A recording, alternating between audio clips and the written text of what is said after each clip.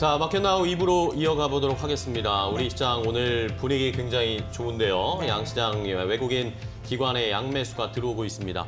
자, 이런 상황에서 조금 전에 한국은행 금융통화위원회가 지금 열리고 있는데 올해 첫 금통입니다. 금리 결정을 어떻게 할 것인가에 대해서 많은 분들이 궁금해하셨고 시장에서도 이것의 촉각을 곤두세우면서 앞으로의 시장 방향성을 체크하고 있습니다. 일단은 결론부터 말씀드리면 기준금리를 동결했습니다. 3%로 기준금리를 동결하면서 작년에 이제 11월, 12월 두 차례 연속해서 금리를 인하했는데 세 차례까지 연속 인하하는 것은 약간 부담이 있었는 것 같습니다. 일단은 올해 새해 첫 금통위에서 기준금리를 3%로 동결했습니다. 자, 잠시 후에 또 이창용 한국은행 총재가 어떤 이야기를 할지 코멘트가 굉장히 중요한 상황인데 이것에 대한 시장의 반응을 저희가 잘 분석을 해야 될 것 같아요. 네, 그래서 마켓나우 2부에 저희가 공동락 대신증권 부장을 연결해서 이번에 새해 첫 금통위의 기준금리 결정 소식에 대한 배경과 향후 시장 전망에 대해서 점검을 해드리도록 하겠습니다. 전화로 연결을 하도록 할게요. 자, 공동락 부장님 안녕하십니까? 네, 안녕하십니까? 네, 사실 이제 금통위에서도 고민이 많았을 것 같습니다. 경기 안정이냐 아니면 환율 변수냐. 근데 결국 금리 결정, 동결 결정을 냈습니다. 그 배경에 대해서 어떻게 분석하셨습니까? 예, 상당히 고민을 많이 하셨을 금리 결정으로 평가를 할 수 있을 것 같은데요. 무엇보다 최근에 환율이 1,500원 가까이 5달러 환율이 상승하고 연준의 통화정책 기조도 인하는 하되 인하에 대한 속도 조절에 대한 방향성을 시사했기 때문에 이른바 매파적인 연준에 대한 부담들이 엄밀히 따져보면 기준금리를 추가적으로 더 내리기에는 좀 부담스럽다라고 평가가 가능해 보이고요. 2회 연속 분석 금리를 인하를 하다 보니까 정책적인 행보상의 숨고르기도 이번 금리 동결의 배경으로 풀이가 가능해 보입니다. 네, 그렇군요. 자, 그러면 일단은 세 차례 연속으로 금리 인하하는 것은 한국은행 측에서도 부담이 있었던 것 같고요. 일단은 대내외 불확실성 여전히 탄핵 정국이 우리나라에서 진행되고 있는 상황이기 때문에 금리 결정, 그 동결로 결론이 나온 것 같은데 그렇다면 이제 중요한 건 우리 시장에 미치는 영향 같습니다. 일각에서는 우리나라 금리 결정보다 미국 금리 결정이 조금 더 시장에 영향을 주지 않을까 그런 해석들도 있는데 일단은 오늘 어떻게 시장에 영향을 줄 것으로 보세요? 예, 미국 금리도 당연히 중요할 것 같고요. 근데 워낙 우리나라 금리 결정도 현안이 많이 됐었고 시장에서 민감하게 반응을 하고 있었기 때문에 꽤 중요할 거로 평가를 하고 있습니다. 다만 이제 이번 금리 동결에도 불구하고 여전히 경기 부양적인 정책적인 스탠스라든지 정치적 불확실성 요인들에 따른 정책적인 대응이라는 부분들은 여전히 유효하기 때문에 기준금리 인하에 대한 추가적인 인하에 대한 기대감들은 여전히 유효하다고 보고 있기 때문에 설사 금리가 동결됐다라고 하더라도 엄청나게 실망감으로 해서 시장이 밀리거나 충격을 받을 것 같지는 않습니다. 네, 소식이 쓴 이후에 국고채 금리 같은 경우에도 좀 낙폭을 축소하고 있다라는 소식은 있었고요. 사실 글로벌 투자은행에서도 미국의 연준의 금리 인하 전망을 좀 후퇴하지 않겠느냐 이런 소식도 있었는데 어찌됐건 그런 부분에서 여러 가지 좀 생각해봐야 할 시나리오가 있나 이런 생각이 들게 됐습니다. 그럼 공동락 부장님 앞으로 시장과 경제에 미치는 영향력 이런 부분을 좀 계산을 해봐야 되는데 어떻게 보십니까? 예, 결국은 인하 사이클 자체가 완전히 멈췄다라고 평가를 하게 된다라고 하면 또다시 이제 시장 가격에 대한 프라이싱이라든지 변화가 나타나긴 하겠지만 인하 기조 자체를 접었다라고 보기 좀 힘들어 보이고요. 좀 이따 이제 이창용 총재님의 기자회견을 통해서 그 방향성을 확인할 수 있다 보긴 하는데 얼마 전에 언급을 하셨던 10년사 내용이라든지 금리 인하에 대한 추가적인 입장들은 여전히 유효하기 때문에 그런 과정들이 가격에 녹아든다고 한다고 그러면 시장 쪽 방향성 자체는 그렇게 나쁘게 보이지 않는 것 같고요. 시장 금리도 이번 금리 동결이 시장의 예상에 비해서는 상당히 의외적인 결정이긴 합니다만 그럼에도 불구하고 금리 하락세가 이어지고 있다는 부분들은 여전히 인하 자체는 유효하다는 기대를 반영하고 있다고 풀이가 가능해 보입니다. 네, 사실 환율 변수 때문에 금리 동결 이런 쪽에 결정을 했지만 내수가 참 좋지 않습니다. 그렇기 때문에 경기 부양에 대한 시설 그런 부분으로 봤을 때 기준금리 인하에 대한 가능성 앞으로도 가져가야 된다라는 분석을 해주시는 것 같아요. 그런 부분으로 저희가 앞으로도 시장을 바라보면서 오늘 시장이 그런 부분을 잘 흡수할 수 있는지도 지켜보도록 하겠습니다. 공동락 대신증권 부장님의 분석 함께했고요. 잘 들었습니다. 네, 감사합니다. 네. 네. 자, 이렇게 공동락 부장과 함께 금리 이 동결에 대한 영향력을 좀 살펴봤는데 뭐 공동락 부장도 이야기를 했지만 금리 인하 사이클의 방향성을 완전 바꾸고 틀어버린 것이 아니기 때문에 시장에서는 어쨌든 한 템포 쉬어가고 또 추가적인 금리 인하에 대한 가능성들을 엿봐야 되겠습니다. 일단은 미국 시장에서도 간밤에 CPI가 발표가 됐는데 CPI, PPI 전부 다 일단 안도할 수 있는 수준이 나왔습니다. 미국에서도 뭐 금리 인상을 해야 되는 거 아니냐 그런 이야기까지 나왔었는데 그런 이야기들은 좀 잠잠해질 것 같아요. 바로 뉴욕 증시가 반등하는 모습을 보였기 때문에 그런 것도 우리 시장에는 오늘 긍정적인 영향을 주면서 네. 함께 상승세를 보이고 있죠. 네, 인플레이션 압력의 충격이 좀 완화가 됐다라고 보시면 됩니다. 또 향후 또 모릅니다. 여러 가지 데이터들 시장에 네. 반영할 테니까요. 근데 오늘 같은 경우에는 어쨌든 시장은 좀 잘 가고 있는 상황입니다. 양 시장이 1% 넘게 반등세를 보여주고 있고 네. 외국인과 기관의 또 쌍끌이 매수에도 유입이 되고 있는 상황입니다. 여러 가지 경기를 진작시키기 위한 정책적인 흐름도 지금 나타나고 있는 상황인데 여러 가지 오늘 또 이슈가 또 산적해 있습니다. 이걸 또 그렇습니다. 하나 둘 또 풀어봐야 될 것 같죠? 네. 예. 자, 미국에서는 간밤에 CPI가 중요한 지표였고요. 또 장중에는 우리 시장 오전에 금통위를 일단 소화해내고 있습니다. 오후에는 또 TSMC의 실적이 발표가 되기 때문에 대만 쪽에서 TSMC 실적이 어떻게 나오느냐에 따라 오늘 반도체가 잘 가고 있는데 반도체의 주가 흐름, 추이도 저희가 함께 분석을 연동해서 살펴봐야 되겠습니다. 자, 그러면 오늘 시장을 움직이고 있는 이슈는 뭘까요? 시장을 움직이고 있는 이슈와 업종, 종목들을 조금 더 자세하게 이슈 브리핑을 통해서 알려드리도록 하겠습니다. 함께 싱크풀 확인해 보시죠. 자, 오늘 시장을 움직이고 있는 전반적인 패턴을 보시면 되겠습니다. 오늘 시장은 일단은 굉장히 좋습니다. 외국인 기관이 함께 쌍끌이 매수가 양시장에서 들어오고 있고 갭상승이 나타나고 있죠. 그러다 보니까 대부분의 업종들이 오늘은 상승하면서 빨간불을 켜고 있습니다. 관심도가 높은 쪽은 조금 더 진하게 나타나는데 양자 컴퓨터가 여전히 시장에서 가장 뜨겁습니다. 많은 관심을 받고 있고 하루하루 다르게 급등했다, 급락했다 이런 이야기가 나오고 있는데 글로벌 빅테크 기업들이 양자 컴퓨터에 대한 어떤 코멘트를 하는지에 따라 바로 주가가 반응을 하고 뉴욕 시장도 그렇고 우리 시장까지 그대로 전이되면서 오늘은 양자 컴퓨터가 어제에 이어서 계속 상승세를 나타내고 있습니다. 자, 전반적인 미국 시장의 훈풍이 반도체나 AI 칩과 관련해서 긍정적인 이야기들이 나오면서 상승을 했기 때문에 우리나라에서도 반도체나 유리기판, HBM 관련된 종목들이 일제히 상승세, 특히 반도체가 지금 시장을 이끌고 있습니다. 이런 것들을 잘 살펴보셔야 되겠고요. 자, 이외에도 2차 전지도 오늘 힘을 내고 있습니다. 테슬라가 간밤에 8% 넘게 급등세를 나타냈고 어제 이제 정부에서 2차 전지에 관련된 기업들에게 유동성을 공급하겠다. 뭔가 지원을 하겠다. 이런 것들도 함께 훈풍을 불어넣어주고 있습니다. 2차 전지 오랜만에 반등세 나타내고 있고요. 자동차 관련된 종목들도 동반해서 상승세를 나타내고 있습니다.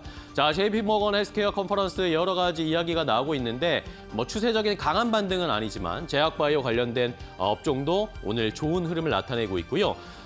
모처럼 새로운 키워드가 등장을 했는데 샤오홍슈라는 키워드가 등장하면서 시장에서 관심을 받고 있습니다. 자, 지금 미국에서 틱톡을 사용 금지시킬 것이다. 틱톡을 미국에서 퇴출할 거다. 이런 이야기가 나오고 있는데 이러다 보니까 틱톡에서 활동하던 컨텐츠 크리에이터들이 이제 미국 시장에서 뭔가 활동을 할 수 없게 되니까 이것을 다른 쪽으로, 이게 중국의 그런 SNS 플랫폼입니다. 샤오홍슈 쪽으로 가입자가 빠르게 이동하고 있다. 이런 이야기가 나오면서 샤오홍슈 관련된 종목들, 우리 시장에서는 광고 플랫폼, 광고 관련된 종목들이 좀 연관이 되어 있기 때문에 관련 종목들이 일제히 상승세를 나타내고 있고요.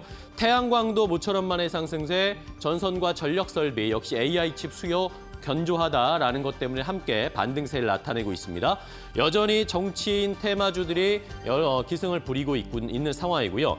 어제, 그제, 이번 주 계속 강했던 조선과 해운주들은 이제는 조금 쉬어가야 할 타이밍인 것 같습니다. 너무 많이 올라왔거든요. 그럼에도 조금 쉬어가는 정도일 뿐이지 주가가 많이 빠지거나 차익 실현 물량이 많이 나오는 그런 상황은 아닙니다. 조선과 해운주들은 여전히 트럼프의 수혜주로서 우리가 지켜봐야 할 업종이다라는 것까지 함께 체크를 해봤습니다. 일단은 전반적으로 시장 분위기는 좋은 상황입니다. 자, 그럼 조금 더 자세하게 이슈들을 확인해 보도록 하겠습니다. 첫 번째 이슈는 바로 양자 컴퓨터입니다. 요즘 지난주 연말부터 해서 계속 양자 컴퓨터 이야기를 드리는데 어쨌든 지금 시장에서 가장 뜨거운 섹터 업종 테마는 양자 컴퓨터입니다. 인정할 수밖에 없습니다. 자, 그런데 이번에는 마이크로소프트가 또 양자 컴퓨터 관련된 종목들의 주가를 끌어올렸습니다. 마이크로소프트의 임무 및 기술 부문 대표가 있는데 이 사람이 블로그에다가 글을 게재했는데 양자 컴퓨터 관련된 글을 썼던 겁니다. 어떤 내용인가 봤더니 올해가 이 양자 컴퓨터의 원년이 될 것이다 라고 이야기를 했습니다.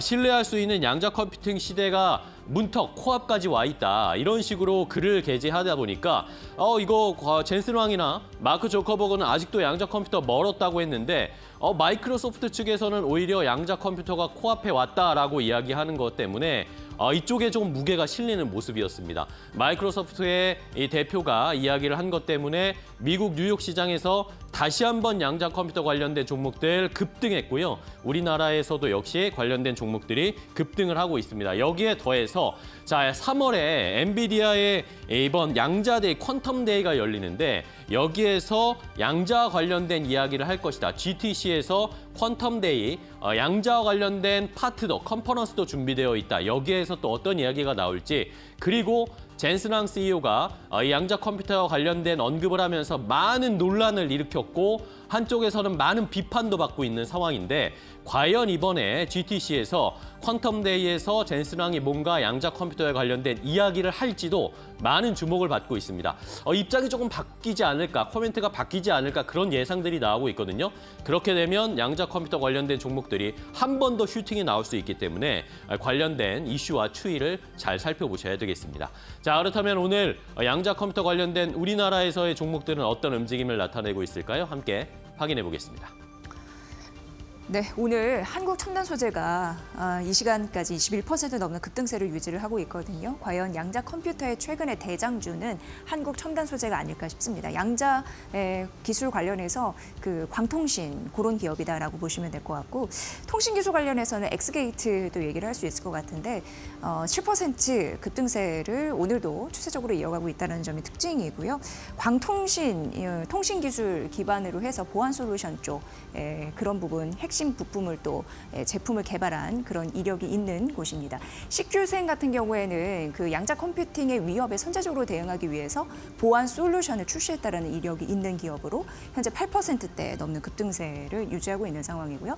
또 삼성전자 갤럭시 A 스마트폰에 들어가는 그 양자 암호 기술 관련 핵심 부품 쪽에 보안 솔루션 모듈 쪽 공급을 하는 그런 업체로 또 익히 좀 알려진 아이인플러스라는 곳이 있는데 이게 14% 넘는 급등세로 오늘 관련주로 엮여 있습니다. 핀테크 보안 업체인 아톤도 양자 컴퓨터 관련주로 얽혀 있더라고요. 이쪽도 잘 보셔야 되는데 미래 인증형 시스템을 개발했다라는 이력이 있습니다. 현재 4.66% 상승하면서 관련주의 힘을 좀 보태주고 있는 그런 양상이 전반적으로 나타나고 있다는 점 말씀드리도록 하겠습니다. 자, 두 번째 테마 넘어가 보도록 하겠습니다. 자, 두 번째는 이제 반도체와 유리기판 관련된 종목들 오늘 강한 모습을 나타내고 있습니다. 자, 이러면은 시장의 분위기가 바뀌면서 반도체주의 시간이 올까요? 이것이 주목되고 있고 반도체가 올라가면 우리나라 지수도 자연스럽게 올라갈 수밖에 없으니까 더 추이를 지켜봐야 하는 상황입니다. 자, 미국에서 간밤에 CPI가 발표가 됐습니다. 미국에서 인플레이션이라든지 미국의 금리 결정에 대한 중요한 포인트가 될 것이다. 숫자가 될 것이다. 많은 분들이 관심을 많으셨을 텐데 일단은 CPI보다 그 내부로 들어가서 식품과 에너지와 더 연동이 되는 근원 CPI가 이번에 많은 관심을 받았습니다. 12월 근원 CPI가 전월 대비해서 0.2% 상승을 기록을 했습니다. 예상치로는 부합하는 수준이었고 그리고 전월 대비해서는 오히려 감소한 수준이었기 때문에 미국에서 다시 인플레이션에 대한 우려해야 되는 거 아닌가라는 것을 좀 불식시켜줬습니다. 그리고 연간 기준으로 봤을 때도 미국의 작년 CPI가 2.9% 올랐습니다.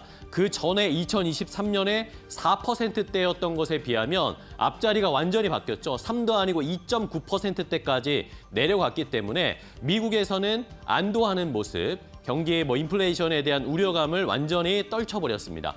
자, 그런 훈풍이 우리 시장에도 그대로 전해졌습니다. 미국 뉴욕 증시가 함께 동반해서 3대 지수가 일제히 상승을 했고 우리 시장에는 그런 훈풍이 외국인 매수세로 들어오면서 우리 시장을 끌어올리고 있고요.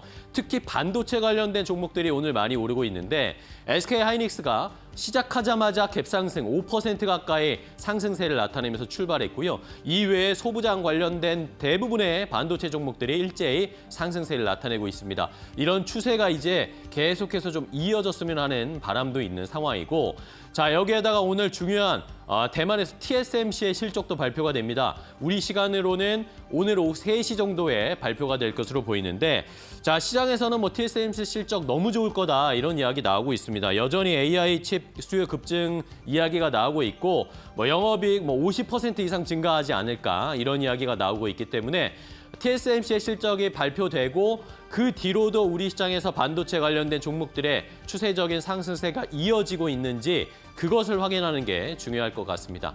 자, 여기에 더해서 유리기판 관련된 종목들도 오늘 여전히 강한 모습을 보여주고 있습니다. SKC가 본격적인 유리기판 올해부터 양산할 것이다 이야기가 나오고 있고 SK뿐만 아니라 삼성, LG, 삼성전기나 LG이노텍도 지금 시제품 생산에 박차를 가하고 있다라는 소식이 전해지면서 과연 유리기판 관련주도 올해 주인공이 될 수 있을지 많은 관심을 받고 있습니다. 자, 그럼 반도체와 유리기판 관련된 종목들의 주가 흐름 확인해 보시죠. 네, 유리기판 중심으로 좀 말씀드리면 SKC 자회사 앱솔릭스 최근 이슈가 많이 됐습니다. 관련주로 0.8% 상승하면서 오늘 이어지고 있는 상황이고요.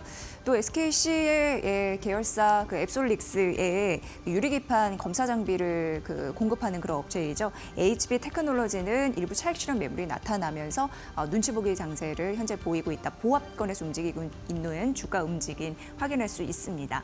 필 옵틱스 같은 경우에는 매번 강조해드렸던 것 같아요. 유리기판의 한미반도체와 같은 역할을 한다라고 말씀드렸는데 오늘 추세적으로 상승세 이어가면서 3% 가까운 상승률을 보여주고 있는 상황이고요. JNTC 같은 경우에도 유리기판 미세 가공 쪽에서 좀 탁월한 기술력이 있는 것으로 좀 업계에서 평가를 하고 있는 그런 기업이고요. 현재 21,250원 선 가리키고 있습니다. 자, 한빛 레이저 같은 경우에 유리기판 관련해서 커팅 기술 이런 부분을 좀 독점하는 그런 기술 경쟁력이 있는 것으로 부각이 되는데요. 그래서 그런지 현재 유리기판 관련주 중에 시세 분출이 좀 눈에 띄죠. 16% 넘는 급등세를 유지하고 있는 상황이고 4,955원입니다. 다만 오후장까지 좀 보셔야 될 게 지금 상승폭을 좀 줄이는 종목들이 있거든요. 이 부분을 좀 잘 보시라는 말씀도 함께 드리도록 하겠습니다. 세 번째 테마 넘어가 보도록 하겠습니다. 자, 마지막으로는 태양광 관련된 종목들 좀 보겠습니다. 태양광 관련 종목들이 최근에 움직임이 심상치 않습니다. 자, 태양광 관련 종목들 트럼프가 당선이 되면 태양광, 신재생 에너지 쪽은 안 좋을 거다. 그런 예상들을 많이 했는데 그것이 약간씩 시각이 이제 바뀌고 있는 것 같습니다. 자, 미국이 중국의 태양광 관련해서 계속해서 2022년부터 중국산 태양광 수입을 봉쇄하는 정책을 펼쳐왔죠.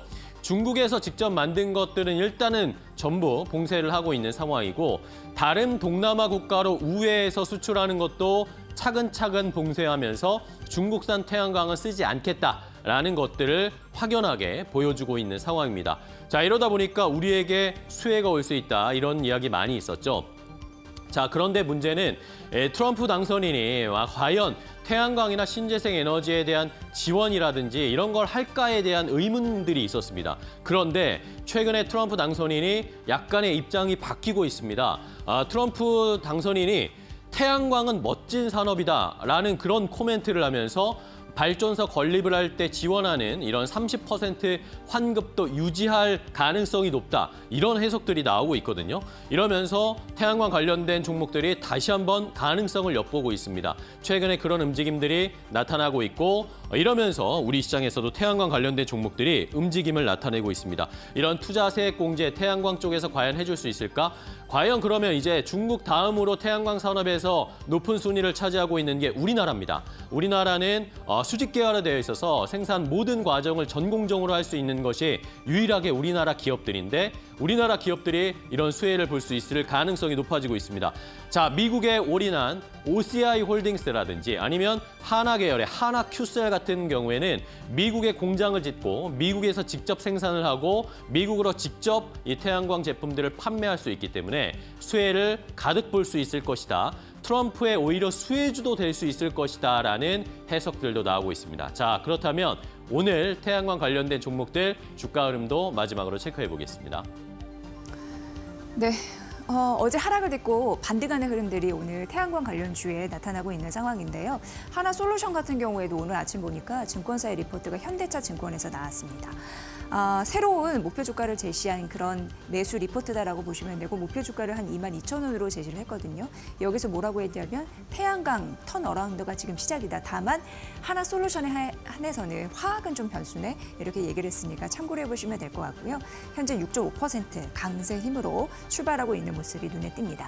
태양광 관련해서 솔루션 기업인 SDN이 3%대 상승하고 있는 상황이고 HD 현대에너지솔루션도 오늘 긍정적인 리포트가 일부 나왔거든요. 현재 2% 상승하고 있는데 여기는 국내의 태양광을 또 업황을 좀 긍정적으로 바라보면서 워낙 이 기업 같은 경우에는 국내 매출이 80%를 차지하거든요. 긍정적인 선순환 효과가 있겠다라고 얘기를 했습니다. 600원 상승한 26,150원 선 가리키고 있습니다. 신성 ENG 같은 경우에는 최근 그래도 태양광 발전소 건립 소식 이런 부분으로 수주 소식이 있었는데 약 50억 원 규모다 이런 것도 최근 봤거든요. 1% 상승하고 있고 금양 그린 파워 같은 경우에 2% 가까운 상승세를 유지하고 있다는 점 말씀드리도록 하겠습니다. 시가 대비 상승폭 높일 수 있는 양봉의 흐름으로 오늘 종가를 형성할 수 있을지까지 여러분 관심 있게 보시면 도움이 되실 것 같습니다. 자, 이렇게 시장의 분위기는 살펴봤습니다. 최근에 많이 올랐던 업종이나 종목들이 좀 쉬어가고 있고 다른 업종들이 함께 올라오면서 키 맞추기 하고 있는데요. 자, 그러면 어떻게 시장에 대응해야 될까요? 종목별 투자 전략 이데일리온 파트너와 함께 알아보겠습니다.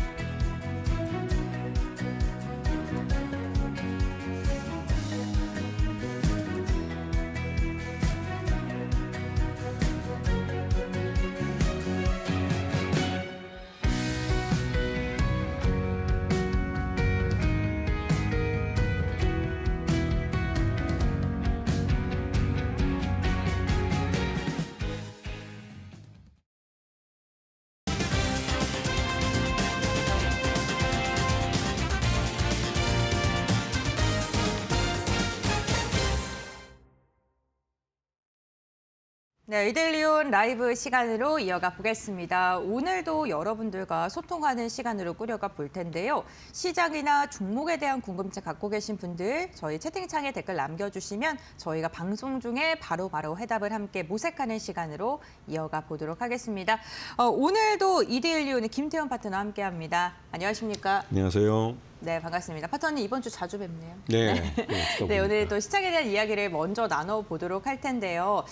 미국 증시 물가 안정세가 좀 확인이 되는 듯한 모습입니다. 우선 간밤 미증시 3대 지수 일제히 강세 보였고 특히나 기술주가 굉장히 눈에 띄었는데 어떤 부분 집중적으로 보셨을까요? 네, 지금 미국 시장에서는 작년 연말에 말씀드렸듯이 골디락스 그 시장이 계속 연결되고 있는데요. 네. 거시경제 지표들이 대부분 다 좋게 나오고 있습니다. 특히 오늘 새벽에 끝난 미국 시장에서 미국 12월 그 소비자 물가지수 CPI가 연 2.9%로 예상치에 부합하는 숫자가 나왔습니다. 여기다 또 해서 10년물 국채 금리가 4.651에서 하락하는 안정세를 나타내면서 전반적으로 미국 시장에서 올해 기준금리를 2회 인하할 수 있겠다라는 안도랠리가 좀 나타나고 있고요. 특히 이제 기업 실적을 이제 처음 발표하는데 이제 이 JP 모건 체이스부터 시작해서 이 투자은행들이 이 금리 이제 실적을 발표하게 됩니다. 요번에 이 JP 모건 체이스가 어닝 서프라이즈를 내놓으면서 처음 그 스타트를 끊어줬는데요.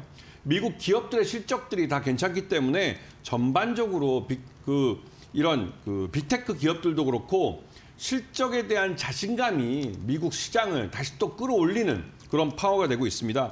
하지만 미국에서 트럼프의 이제 집권이 다음 주면 2기가 출발하는데 이 보편 관세에 대해서 말들이 많습니다. 그런데 왜 보편 관세가 그렇게 문제가 되고 트럼프가 그렇게 말이 많은 보편 관세를 집착하는지에 대해서 별로 말씀들이 없는 것 같은데요. 이 트럼프가 1기 때 이 정부가 셧다운이 될 뻔했습니다. 그때 의회가 민주당이 차지하고 있었는데 민주당이 이 예산을 늘려주는 것을 동의해주지 않아서 이 트럼프 정부가 셧다운이 되어버렸죠. 그 경험 때문에 트럼프는 보편 관세를 부과해서 이 미 연방 정부의 수입을 늘리겠다는 겁니다. 그렇게 해서 부채도 줄이고 그래서 건전 재정을 가져가겠다는 것인데요. 그런데 보편 관세는 말 그대로 미국으로 수입되는 모든 상품에 동일한 또 내지는 또 일정 금액 이상의 관세를 매긴다는 것이고 이는 곧바로 미국 내에 유통되는 모든 상품의 가격이 오른다는 의미이기도 합니다. 그렇기 때문에 미 FRB라는 연방 그 준비제도 이사회는 기준금리를 추가적으로 인하할 경우에는 인플레이션 우려가 더 커질 수밖에 없기 때문에 기준금리 인하를 망설일 수밖에 없는 것이죠. 그렇기 때문에 전반적으로 이 트럼프의 새로운 2기 정부가 출연한다는 게 미국 시장에서도 전반적으로 좀 위기의식이 좀 있고 또 불안감도 불확실성을 키워주는 요인이 되고 있습니다. 지금 딱 한 가지 또 좋은 소식이 있었는데요. 이스라엘과 하마스가 또 가자가 이 휴전 협정에 이제 전격적으로 합의를 한 겁니다. 네, 15개월 만이죠. 네, 말 그대로 이제 이 트럼프가 그러니까 취임도 하기 전에 전쟁 하나를 끝내버린 건데요. 그 말 그대로 트럼프 쪽에서는 자기가 이 취임을 하면 대통령이 되면 곧바로 전쟁을 끝내버리겠다라는 약속 중에 한 가지를 지키게 된 겁니다. 이제 남은 건 러시아와 우크라이나 전쟁만 남았는데 여기는 유럽이라는 것이 이제 EU가 끼어 있기 때문에 더 복잡한 양상이고 더 시간이 걸릴 것 같습니다. 이 이스라엘 하마스 전쟁이 끝나면서 다시 한번 이 극동에 우리나라도 이제 관심권에 들어오게 되는데요. 한반도 지정학적 리스크를 낮추는 쪽으로 정책 방향이 갈 가능성이 커지고 있습니다. 네, 알겠습니다. 우선 미증시에서 기다렸던 CPI 발표됐고 특히나 이 근원 CPI가 시장 예상치를 밑돌면서 기술주 중심으로 강한 상승 나왔고요. 우리 증시도 이 영향을 오늘 고스란히 받으면서 개장 직후부터 갭띄움을 출발했고 현재까지도 외국인 기관 수급이 받쳐주면서 시장 분위기 괜찮습니다. 특히나 오늘 우리 시장에 좀 빅이벤트가 있었는데요. 한국은행의 금리 결정에 대해서 좀 이야기를 나눠봐야 될 것 같습니다. 금리를 동결을 했는데 결국에는 이 금리 결정 나오는 그 시기 앞에도 인하냐 동결이냐의 의견이 굉장히 팽팽하게 맞섰었는데 결국에는 뭐 환율을 좀 신경 썼다라고 봐야 될까요? 그렇죠. 일단은 수입 물가가 문제가 되고 있습니다. 네. 우리나라도 그렇고 일본도 그렇고 그 환율이 약하게 돌아갈 경우에는 대부분 다 수입 물가가 올라가게 됩니다. 그건 또 인플레이션을 자극하는 요인이 되고 있죠. 그렇기 때문에 우리나라도 한국은행이 고민을 했을 것 같은데요. 우리나라는 기본적으로 경기 침체에 빠져들고 있기 때문에 경기를 진작하기 위해서는 기준금리를 인하를 해야 됩니다. 그런데 이 기준금리 인하뿐만 아니라 이 원달러 환율이 계속 올라가고 있어서 이 물가 부담이 더 커지는 것이죠. 중앙은행은 기본적으로 그 인플레이션 파이터로서의 역할을 그 책무를 해야 됩니다. 그리고 또 고용을 또 문제를 또 생각을 할 수밖에 없는 것이죠.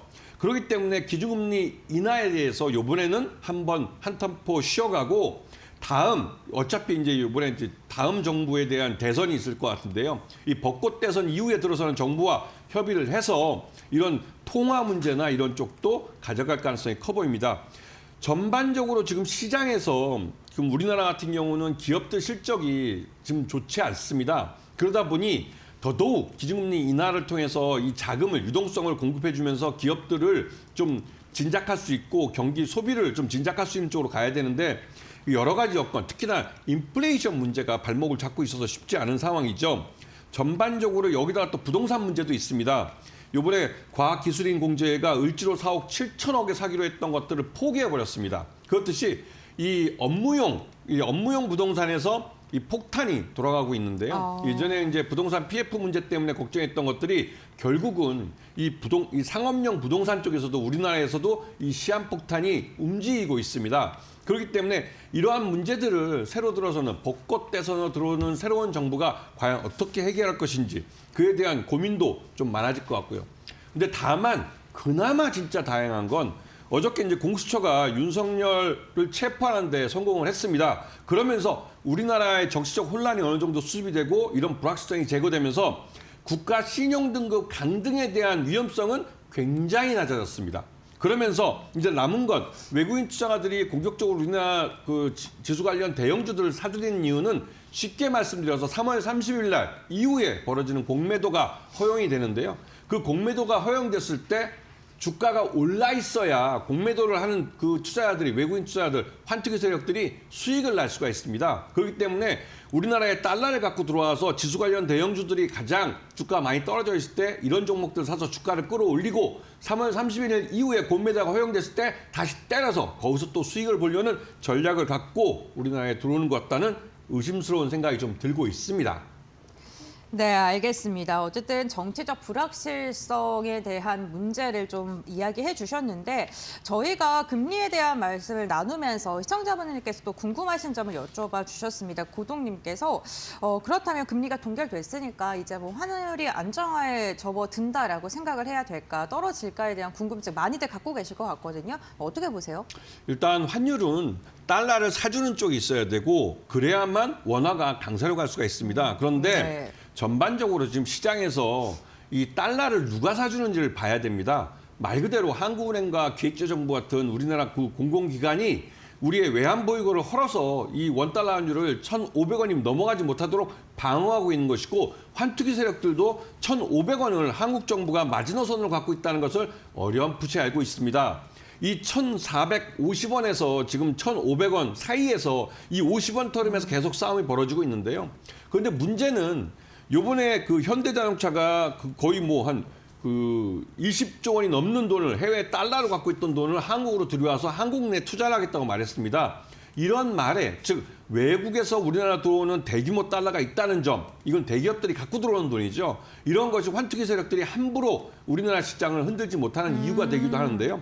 그런 면에서 대기업이 어느 정도 역할을 좀 해준 게 또 이유가 될 수 있을 것 같습니다. 하지만 전반적으로 이 트럼프가 이런 보편 관세를 부과하면 우리나라 수출이 줄어들기 때문에 줄어들 이유가 발생하기 때문에 이 앞으로 향후 수출에서 무역수지 흑자가 줄어들 경우에는 우리나라 유입되는 달러 수 규모가 줄어들 가능성이 크기 때문에 원달러 환율은 아직까지는 불확실한 측면이 있습니다.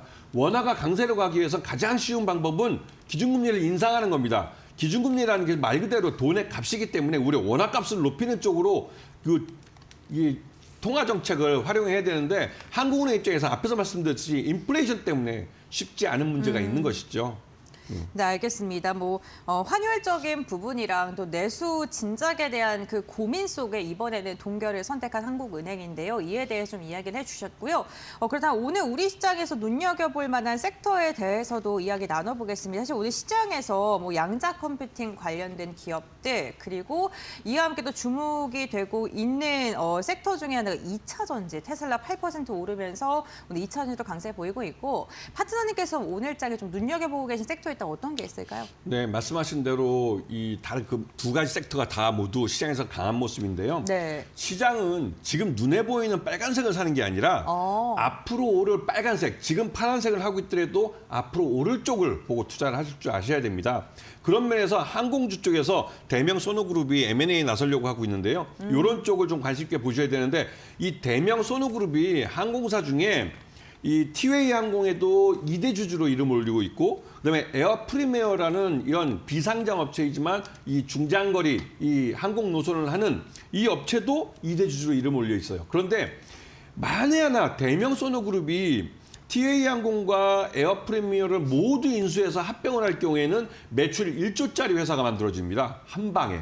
그렇게 되면 이 대명소노그룹은 기존의 호텔과 리조트 쪽에 집중돼 있던, 즉 부동산 쪽에 집중돼 있던 사업 구조를 단번에 항공업으로 확장할 수 있고, 이 TA항공이 지난해 그 아시아나항공의 이 화물 노선과 유럽 노선을 일부 인수하면서 이 TA항공은 중단거리 이 LCC에서 말 그대로 장거리까지 커버하는 종합 그 항공사가 될 수 있는 그런 기본적인 뼈대를 갖췄습니다. 그렇기 때문에 TA항공에 대해서 몸값이 오를 만한데요. 그런데 이 최대주주인 예림당도 이 매각에 대한 이 욕구가 좀 있는 것 같습니다. 하지만 대명소노그룹은 굉장히 똑똑하고 약은 모습을 보이고 있는데요. 일단은 적대적 M&A에 대해서 부인을 했습니다. 그리고 부인하고 나서 몇 개월 지나서 얼마 전에 이 TA항공을 인수하기 위한 태스크포스 팀을 꾸렸다는 소문이 시장에 쫙 퍼졌습니다.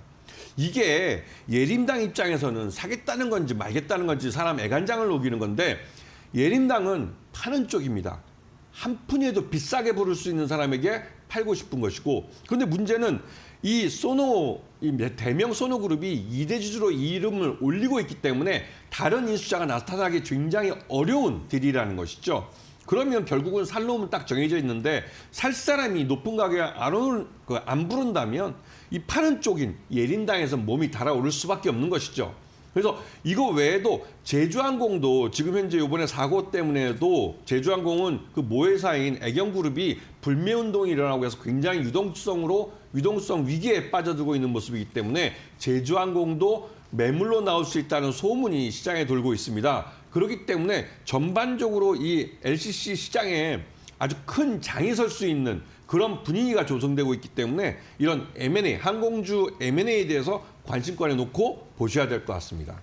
네, 알겠습니다. LCC 관련된 인수전과 관련된 종목군들을 눈여겨보는 게 좋겠다라고 이야기했고, 뭐 인수전이 불이 붙기 시작하면 주가의 상승력을 정말 걷잡을 수 없을 만큼 강한 상승이 나오기 때문에 그 전에 좀 눈여겨보는 게 좋겠다라고 이야기해 주신 것 같고요. 저희 두 번째로 확인해 볼 섹터는 태양광 관련주 함께 살펴보겠습니다. 어떤 모멘텀들이 있을까요? 네, 제가 예전부터 말씀드렸지만 네. 태양광은 지난 3년 동안 투자가 안 이루어졌습니다. 그렇기 때문에 이 태양광에 대해서는 이제부터 투자가 많이 되고 있고, 대기업을 중심으로 아리백이라는 것을 달성하기 위해서 여기에 막대한 투자가 이루어질 겁니다. 그 원년이 바로 2025년 올해가 되는 것이죠. 그리고 특히나 우리 국내 내수 시장이 지금까지 바닥을 기고 있다가 요번에 대기업들의 대규모 투자로 인해서 내수 시장이 불같이 일어날 것이고요. 특히나 미국 시장에서 이 중국을 견제하느라고, 전 세계 태양광 시장은 중국 기업이 좌우한다고 해도 다른 말이 아닐 정도로 중국 기업들이 어마어마하게 시장 점유율을 차지하고 있습니다. 그래서 미국 시장에서는 아예 미국 정부가 중국의 태양광 업체들이 미국 시장에 접근하지 못하도록 고율의 관세를 부과시키고 있죠. 그렇기 때문에 미국 시장에서 우리 한국 태양광 업체들도 한번 중국 업체들과 경쟁을 할 수 있는 가격대에 미국에 수출할 수 있게 된 겁니다. 그렇기 때문에 더더욱 태양광은 국내 내수 시장과 미국 시장이라는 큰 시장을 바탕으로 해서 올해 엄청난 성장을 보여줄 거고, 미국 시장 태양광 장비 1위인 하나솔루션뿐만 아니라 HD 현대에너지솔루션은 국내 내수 시장, 즉 내수 쪽 태양광 시장의 75% 매출 의존도를 갖고 있는 회사인데, 이 HD 현대에너지솔루션은 내수 시장을 기반으로 미국 시장까지 진출하려고 합니다. 그런 면에서 HD 현대에너지솔루션을 관심권에 놓고 보셔야 되고, SDN 같은 경우는 사단법인 태양광 발전 사업자협회, 여기가 한 5천여 태양광 업체들이 이제 가입해 있는 사단법인인데요. 여기에서 또 이 전략적 제휴를 맺고 업무협약을 하면서 5천여 회원들에게 태양광 장비들을 공급을 합니다. 그래서 SDN 같은 경우도 내수 시장이 회복되면서 빠른 성장세를 보여줄 수 있기 때문에 이런 종목들을 잘 보시면 올해 1년 동안 따뜻한 한 해를 보낼 수 있을 겁니다. 네, 알겠습니다. 두 번째로는 태양광 이야기해 주셨고요. 지금부터 투자가 지속적으로 나타날 거기 때문에 관련 기업들 잘 봐야 된다라고 이야기해 주셨습니다. 오늘의 공략주 그럼 역시나 태양광일까요? 그렇죠. 어떤 종목이에요? 좀 전에 말씀드렸던 HD 현대에너지솔루션인데요. 아, 네. HD 현대그룹이라고 중공업그룹에서 밀고 있는 회사입니다. 이거는 HD 현대그룹은 여러분 잘 아시다시피 조선 쪽에 특화되어 있는 회사들인데요.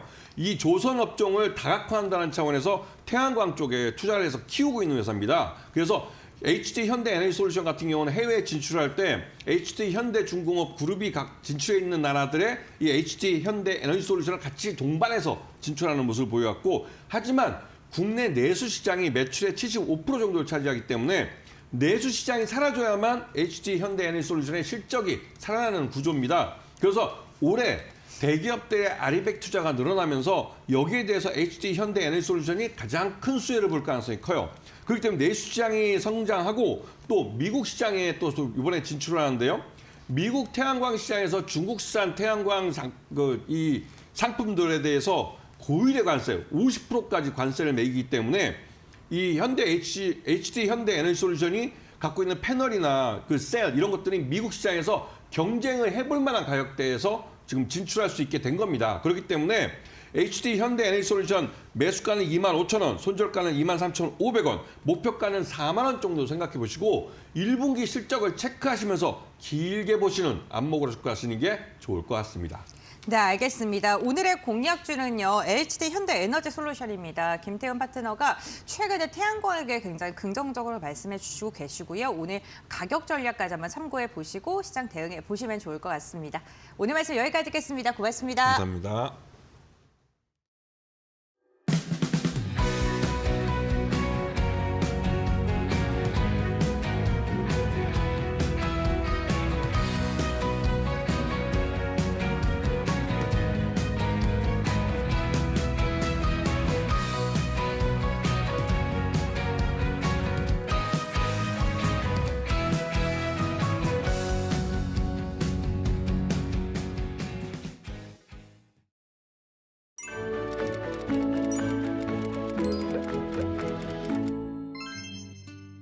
안녕하세요.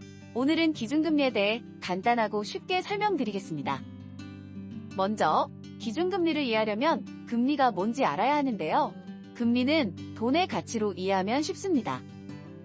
돈의 가치는 시간에 따라 달라지는데요. 이것 때문에 금리가 탄생하게 됩니다. 보통 과거의 돈은 미래의 돈보다 비쌉니다. 예를 들어 과거에 100원에 사 먹던 짜장면 가격이 지금은 7,000원 정도 하죠. 미래로 갈수록 돈의 가치가 떨어져 더 많은 돈을 줘야 살 수 있게 되는 것입니다. 그래서 돈을 빌려줄 때 미래에 이 돈에 더해질 가치를 계산해서 이자를 붙이는 것이 바로 금리입니다. 그런데 문제는 정확한 기준이 없다는 건데요. 물건이나 서비스마다 비싸지는 정도가 다르기 때문입니다. 그래서 정부에서는 여러 가지 경제 지표를 참고해서 정책 금리를 내놓는데요. 이것이 바로 기준금리입니다. 우리나라의 기준금리는 한국은행 금융통화위원회에서 결정하고 발표합니다. 그렇다면 기준금리를 정하는 목적은 무엇일까요? 먼저 현재 시장의 돈이 얼마나 돌고 있는지를 파악하고 통화정책과 경제활동이 어떻게 시장에서 작용하고 있는지 평가합니다. 그래서 개인과 기업들의 경제활동을 촉진할 것인지 진정시킬 것인지를 결정하기 위한 것입니다. 그래서 우리는 기준금리라는 경제지표를 통해 국가의 경제를 어떤 방향으로 움직여갈 것인지 가늠할 수 있는 것이죠. 기준금리는 경제에 어떤 영향을 미칠까요? 기준금리를 올리면 즉시 콜금리가 오릅니다. 콜금리는 은행, 증권사, 보험사 등 금융기관들이 서로 돈을 빌릴 때 적용되는 금리인데요. 콜금리가 상승하면 예금금리나 대출금리 같은 다른 금리들도 시간을 두고 전반적으로 오릅니다. 이렇게 금리들이 줄줄이 상승하면 시중의 유동성이 줄어들고 증시의 활력이 감소하게 되죠. 중앙은행이 금리 인상을 통해 기대하는 가장 큰 효과는 물가 하락인데요. 시중의 유동성이 줄어들기 때문에 화폐의 가치가 올라가고 물가가 안정되길 기대하는 것입니다. 반대로 금리가 인하되면 자금 조달이 쉬워지기 때문에 시장의 유동성이 확대되고 소비와 투자가 활성화됩니다. 때문에 중앙은행은 경제와 증시를 부양해야 하는 시점에 금리 인하를 통해 시중의 유동성을 확대시키려고 하는 것이죠. 다만 지속적인 기준금리 인하는 물가의 상승 압력으로 작용하기 때문에 시장의 거품이 형성될 수도 있습니다. 또한 지속적인 금리 인하가 끝나고 금리 인상으로 전환되는 시기의 시장은 가장 큰 하락을 보일 수도 있다는 점 기억해 주세요. 오늘은 기준금리에 대해 알아봤습니다. 다음 시간에 더 좋은 정보로 찾아올게요. 평안한 하루 되세요.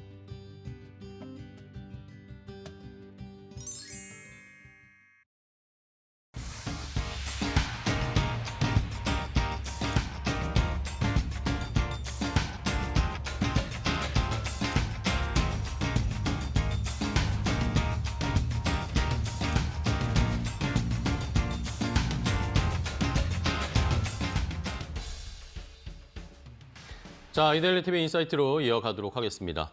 오늘 우리 시장은 모처럼 만에 외국인 기관의 양매수가 계속 들어오고 있습니다. 상승 탄력, 양시장이 모두 1% 넘게 상승세를 보여주고 있고 미국이 워낙 좋았기 때문에 아시아 시장들도 전반적으로 흐름은 좋네요. 중국 쪽의 출발 상황 조금 확인해 보겠습니다. 중국 상해 종합지수는 어제 0.4% 정도 하락 마감했는데 오늘은 반등하면서 어제 하락을 좀 만회하는 0.37% 정도 상승 탄력으로 출발을 했고 홍콩 항생지수는 어제도 상승 마감했는데 오늘도 출발이 좋네요. 0.88% 상승세 기록하고 있는 상황입니다. 일본 니케이 지수도 0.5%대 상승 탄력을 보이면서 오늘은 동아시아 시장 전반적으로 빨간불을 켜면서 시장이 흐름을 이어가고 있습니다. 자, 그러면 이런 시장에서 어떻게 또 투자 전략을 세워야 될지, 어디에 집중을 해봐야 할지 한 단계 더 깊이 들어가 보겠습니다. 이데일리 TV 인사이트 오늘은 레몬 리서치의 김민수 대표와 이야기를 나누겠습니다. 안녕하세요, 대표님. 안녕하십니까. 네, 반갑습니다. 네. 자, 매주 목요일에 저희가 이제 이야기를 나누고 있는데 네. 지난주에 저희가 조선주 얘기했었잖아요. 어이구, 예. 네, 타이밍이 네. 너무 좋았던 것 같아요. 김민수 원래- 대표님이 말씀하신 대로 고민하면 매수가만 높아지는 거였습니다. 네. 어제까지 계속 올랐어요. 그냥 잘 갔으면 됐고요. 그냥 차분차분, 차분하게 네. 보면서 대응하면 맞는데 이제 조선주 같은 경우는 시장이 좀 정체일 때 네네. 강했던 섹터지 않습니까? 그쵸. 그러다 보니까 시장이 또 갑자기 좀 훈풍을 받아서 다른 종목들이 쫙 움직인다. 그러면 당연히 소외가 되겠죠. 오늘 좀 쉬네요. 그렇죠. 예, 그래서 이제 매물 소화하고 추세 맞춰서 다음 움직일 준비를 하겠다라는 쪽에서는 일단 또 보여지는데, 그때 여기서 막 또 공격적으로 따라갈 필요는 없을 것 같아요. 왜냐면 그렇죠. 한 단계 올라갔기 때문에 어. 여전히 그 사이에 보면은 좋은 얘기만 나왔습니다. 그쵸. 예, 무슨 미국부터 네. 군함부터 인도 얘기까지 그렇죠. 다 나오다 보니까 호재 만발이었죠. 거기서 반영한 주가다. 그러면은 아마 그때는 잠깐 쉬고 다른 종목들이 좀 움직일 걸 봐줘야 되겠죠. 그 중에 하나가 오늘 주제네요. 2차 전지. 네, 그런 것도 그러니까 좀 금리가 떨어지게 되면 네. 성장주에 관련돼서 그동안 좀 밸류를 좀 끌어올 수 있는 종목들 이런 것들이 좀 부각받지 않나. 그래서 바이오나 2차 전지나 이런 것들을 보시는 게 더 타이밍상으로 맞지 않나 싶습니다. 그러면 일단은 조선주 가지고 계신 분들은 그냥 계속 그렇죠. 계속 예. 끌고 가는 거고, 네. 안 가지고 계시 아직 못 산 분들은 고민하시다가 매수가 놓치신 분들은 이제는 약간 다른 거, 조선은 조금 조정이 나올 때까지 기다려보자 그런 네. 입장이시고. 자, 그러면 말씀해주신 것처럼 오늘 2차 전지를 봐야 되는데 네. 전반적으로 요즘 새해 들어서 우리 시장 분위기 어떻게 진단하고 계신지도 궁금해요.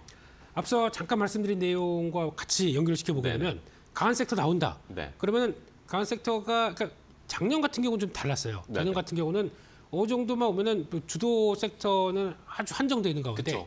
그냥 종목들이 우르르 빠지게 바빴지 않습니까? 오르면 바로 팔고 오르면 바로 팔고 작년에 이랬어요. 그렇죠. 네. 누가 고점에 잘 파느냐. 그게 승자였었죠. 네. 근데 올해는 약간 이제 종목하고 섹터들이 확산되기 시작하면서 그러니까요. 뭔가 좀 분위기 좀 달라진 것 같아요. 해볼만하다. 그러니까요. 예. 앵커님도 돈 보셔야죠 이제. 이제 장가도 예. 네. 이런 쪽으로 나올 때 네. 조금 좀 해볼만한 시장의 흐름들이 바뀌었습니다. 오. 그러면 이제 섹터나 흐름들 분위기 가지고 좀 잘 대응하면서 또 이제 단기적으로 올라가게 되면 많이 올라갔다 싶으면 좀 줄여놓고 다시 좀 또 비중 또 채울 거 아니면 다른 섹터들 네. 이렇게 좀 움직여 볼 수 있는 시장이 왔다 이렇게 봐야 될 것 같습니다. 좋습니다. 네. 자, 이렇게 김민수 대표님은 어쨌든 올해 이제 새해 들어서는 시장의 분위기가 바뀌고 있다. 어쨌든 추세적으로 조금 쭉 올라갈 수 있는 그런 업종이나 섹터들이 보이잖아요. 네. 그러니까 저희가 잘 공략을 지난주에 그런 취지에서 조선주도 본 거고. 네. 자, 그런데 문제는 2차 전지입니다. 네. 2차 전지 오늘도 사실 반등이 나오기는 하고 있는데 최근에 조금씩 움직이면서 바닥을 탈출하려는 모습은 보이고는 있는데 네. 자, 과연 올해 시장 전반적으로 이렇게 잔뜩 얼어있던 게 풀릴 때 2차 전지도 같이 올라가면서 한몫을 해줄 수 있을 거라고 보세요? 조금 차이가 있는 게 네. 2차 전지를 바라보는 시각 자체가 이제 저희가 실적에 대한 기대감이 많이 접어져 있죠. 네. 그러니까 벌써 작년도 그렇고 이제 올해 이제 1분 상반기까지는 적어도 네네. 작년 4분기에도 LG에너지 솔루션의 실적만 본다고 하더라도 그러니까요. 안 좋아요. 너무 안 좋아요. AMPC라고 그러니까 보조금을 받아도 받아도 적자면은 네, 만약에 그 못 받았다. 그럼 혹시나 이번에 이제 트럼프 대통령 이제 당선돼서 혹시나 그런 쪽에 조정이 네. 나온다. 그러면은 더 커지는 거 아니냐. 빠지는 거 아닌가. 그런 우려감들이 크죠. 네, 그러다 보니까 제대로 플레이가 좀 못 나옵니다. 그런 현상 쪽에서 그러면 업황에 대해서는 아직 본격적인 회복이라기보다 이것저것 좀 체크한다라는 네. 입장 쪽에서 그러면 좀 그래도 업황이 위축됐지만 그래도 선방할 수 있는 섹터. 그래서 거기서도 성장을 한다. 거기서도 좀 이쪽은 그래도 좀 변화가 나올 수 있겠다라고 하는 섹터들에 대해서 좀 더 강한 모습들이 보이겠죠. 거길 찾아가는 게 더 중요할 것 같습니다. 그래요? 네. 그러면 2차 전지는 안 봐야 됩니까? 아닙니다. 그건 성장하는 아니고요? 섹터가 있습니다. 2차 전지 안에서도. 2차 전지 안에서도 네. 세분화해야 된다. 네. 그런 거는 매매할 수 있겠는데 전반적으로 다 올해 그러니까 섹터의 힘으로 LG에너지 솔루션과 아. 함께 양극재, 음극재 바라보면서 이게 다 같이 움직이는 그러니까 쪽은 예전처럼 2년 전처럼 2차 전지가 올라간다고 다 올라가는 게 아니라 그렇죠. 예. 골라봐야 된다. 그렇습니다. 그게 그 섹터 안에서 대장주 역할을 하면서 좀 바뀌지 않을까 그렇게 보고 있습니다. 알겠습니다. 아까 뭐 저희가 차트 잠깐 뭐 수치 보여드렸지만 네. 뭐 포스코, 퓨처엠, 뭐 에코프로, BM 뭐 이런 종목들은 뭐 거의 한 뭐 6개월, 반년 사이에 40~50% 빠졌어요 주가가. 속상합니다. 네, 그러니까 이게 더 어렵고 뭔가 반등 나온 좋은 이야기 나오는가 싶어서 올라갔다가 또 쭉 빠지고. 그렇죠. 살짝 올랐다가 뚝뚝 빠지고 결국에는 우하향을 하고 있는 게 제일 문제인데 네. 뭐 그래도 중간중간 좋은 얘기들은 있어요. 이게 뭐 반등의 트리거가 될 수도 있다. 그렇게 해석하시는 분들도 뭐 계시던데 뭐 최근에 일단은 저는 가장 이슈가 가장 눈에 들어왔던 게 CATL 이야기입니다. 그렇죠. 네, 어쨌든 중국 배터리가 가장 문제잖아요. 우리에게는 경쟁 업체들이고 많이 컸습니다. 네. 예. 많이 컸다고 봐야 되나? 경쟁이라고 하기에는 이게 경쟁자가 여기 올라가 있기 때문에 그런가요? 예, 그냥 약간 좀 많이 크셨네요. 뭐 이런 네네. 느낌으로 아, 이제 이제- 공손한 말이 나가죠 이제. 그러니까요. 네. 언제 이렇게 올라가셨습니까? 그렇죠. 라고 생각할 정도인데 네. 일단은 뭐 근데 미국 쪽에서 미국이 지금 뭐 중국을 여기저기로 뭐 업종별로 다 때리고 있으니까 네. 그런데 미국 국방부에서 중국 그러니까 군 뭔가 역시 안보 이야기인데 네. 중국군을 지원하는 업체, 중국 기업들을 여러 개를 리스트를 뽑았는데 그 중에 CATL이 들어가 있었어요. 그렇죠. 텐센트도 들어가 있었고 뭐 창신 메모리 반도체 쪽에서 들어가 있었는데 네. CATL이 들어가 있으니까 이걸 보니까 그러면 미국이 이제 CATL 때릴 것인가? 미국 기업들이 CATL 배터리 안 쓰게 할 것인가? 이런 생각이 약간 들더라고요. 네, 요게 첫 단계라고 보시면 됩니다. 아, 그래요? 예. 그래서 저희가 알만한 중국 쪽에서 유명한 기업들이 다 들어가 있다 보니까 네네. 와 이거 본격적으로 제재 들어가는 거다라고 보기보다는 그 내용들을 쭉 보시게 되면은 네네. 거기서 나오는 게 그렇게 권고하는 사항들입니다. 그러니까 미국 기업들이 웬만하면은 그렇게 중국 인민군을 위해서 도와주고 있는 쪽인데 거기에 연결되어 있는데 그거와 같이 거래를 해서 공급망을 만들면 되겠느냐? 그쪽에서 가급적이면 하지 마라. 중국 기업 말고. 예, 공급망에서 일반 기업들도 배제를 시켜라라고 하는 권고 사항인데 권고 사항이지만 잘 보게 되면 하지 말라는 거 아닙니까? 그렇죠. 네. 뭐 근데 다른 업종에서도 지금 사실 분위기가 그렇잖아요. 그렇죠, 아, 그렇죠. 예, 그러니까 이런 식으로 이렇게 하나씩 둘씩 다 들어오다 보니까 웬만하면 중국 쪽은 좀 배제시켜야지라고 하는 분위기가 나오는데 직접적으로 쓰지 마라는 아닙니다. 속뜻은 근데 쓰지 마라. 그- 속뜻은 그렇잖아요. 이거 보고 있는데 조금 더 심각해진다 그러면은 금지하겠다라는 그렇죠. 내용들이 나올 수도 추가적인 있겠죠. 게 나오겠죠. 네, 근데 지금 만약에 어떻게 이제 CATL 쪽에서 가장 많이 쓰는 것 중에 하나가 ESS입니다. 네네. 네, 그런 식으로 LFP고 성능 그나마 좋고 안정성 높고 그러다 보니까 그쪽에서 가장 많이 거의 90% 이상 쓰는 걸로 알고 있습니다. 이렇게 되기 시작하는데 그럼 거기서 쓰지 말라고 권고하는데 그럼 대체할 걸 못 찾아야 되는 거 아니야? 그렇죠. 근데 대체할 게 지금 당장 중국 쪽 빼고는 좀 없습니다. 그렇죠. 그러다 보니까 그게 만약에 그러면 우리한테 예. 저희한테 이제 들어오기 시작하기 위해서는 올해부터 그러니까 올해 말부터 네네. 내년까지 해서 거의 이제 상용화가 LFP 쪽도 뭐 삼성 SDI, LG 에너지 솔루션 쪽에서 나오기 시작할 겁니다. 그럼 그때 이제 선을 돌리겠죠. 그런 것도 하나의 모멘텀이 될 수가 있기 때문에 그 이후의 국면들을 본다라고 하게 되면 기대감은 채울 수 있겠지만은 당장은 뭐 쓰지 말래니까 좀 변화는 줘야 되겠지라고 이제 기업들이 계획을 하는 구간 그 정도로 봐야 될 것 같습니다. 그렇습니다. 네. 자, 어쨌든 근데 우리도 LFP를 뭔가 상용화하는데 안정화시키려면 시간은 걸리겠네요. 그죠? 그렇죠. 그래서 네.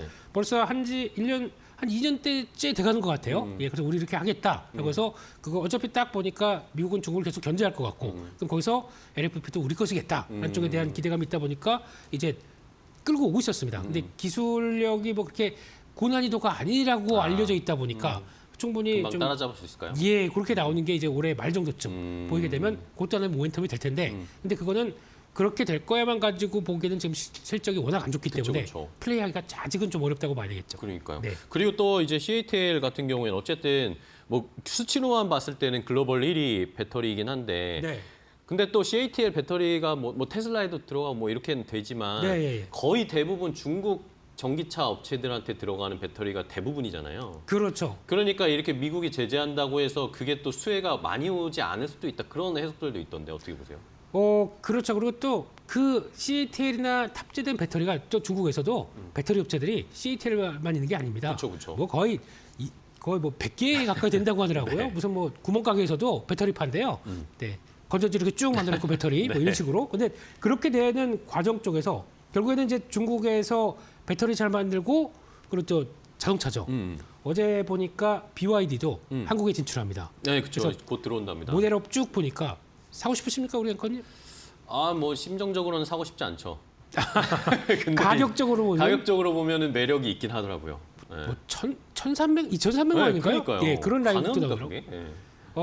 그런데 주행거리 300km긴 하지만 네. 그래도 서울에서 왔다 갔다 멀리 한다면 안 가면은 뭐 쓸만은 할 수도 있죠. 예. 그렇게 나오기 시작하더라고요. 네. 그런 거 봤었을 때가 수출을 잘하기 시작합니다. 그러다 보니까 그쪽에 탑재된 배터리가 그대로 쓰겠죠. 그런 연관성 속으로 보게 되면 역시나 뭐 물론 규제하는 뭐 북미 빼고 네. 유럽도 관세 올려다 보니까 좀 저항이 있고 나머지 지역들 같은 경우는 오히려 그렇게 큰 영향이 없다 그러면 오히려 침투하기가 좋겠죠. 그래서 그런 쪽에서 변화가 나오게 되면은 중국은 여전히 아직 우리 그들은 이제 기회 요인들이 높다고 바라보는데 네. 근데 실질적으로 그런 북미나 유럽 쪽에서 막히고 있다. 그러면 좀 도전이 심한 거겠죠. 그들 입장에서는요. 네. 그러니까요. 네. 어쨌든 미국이나 북미 쪽이나 유럽 쪽에서도 어쨌든 중국의 전기차를 좀 제재하려는 그런 모습들이 나타나고 있으니까 네. 여기에서 뭔가 틈새가 좀 돌파가 보였으면 좋겠고요. 그렇죠.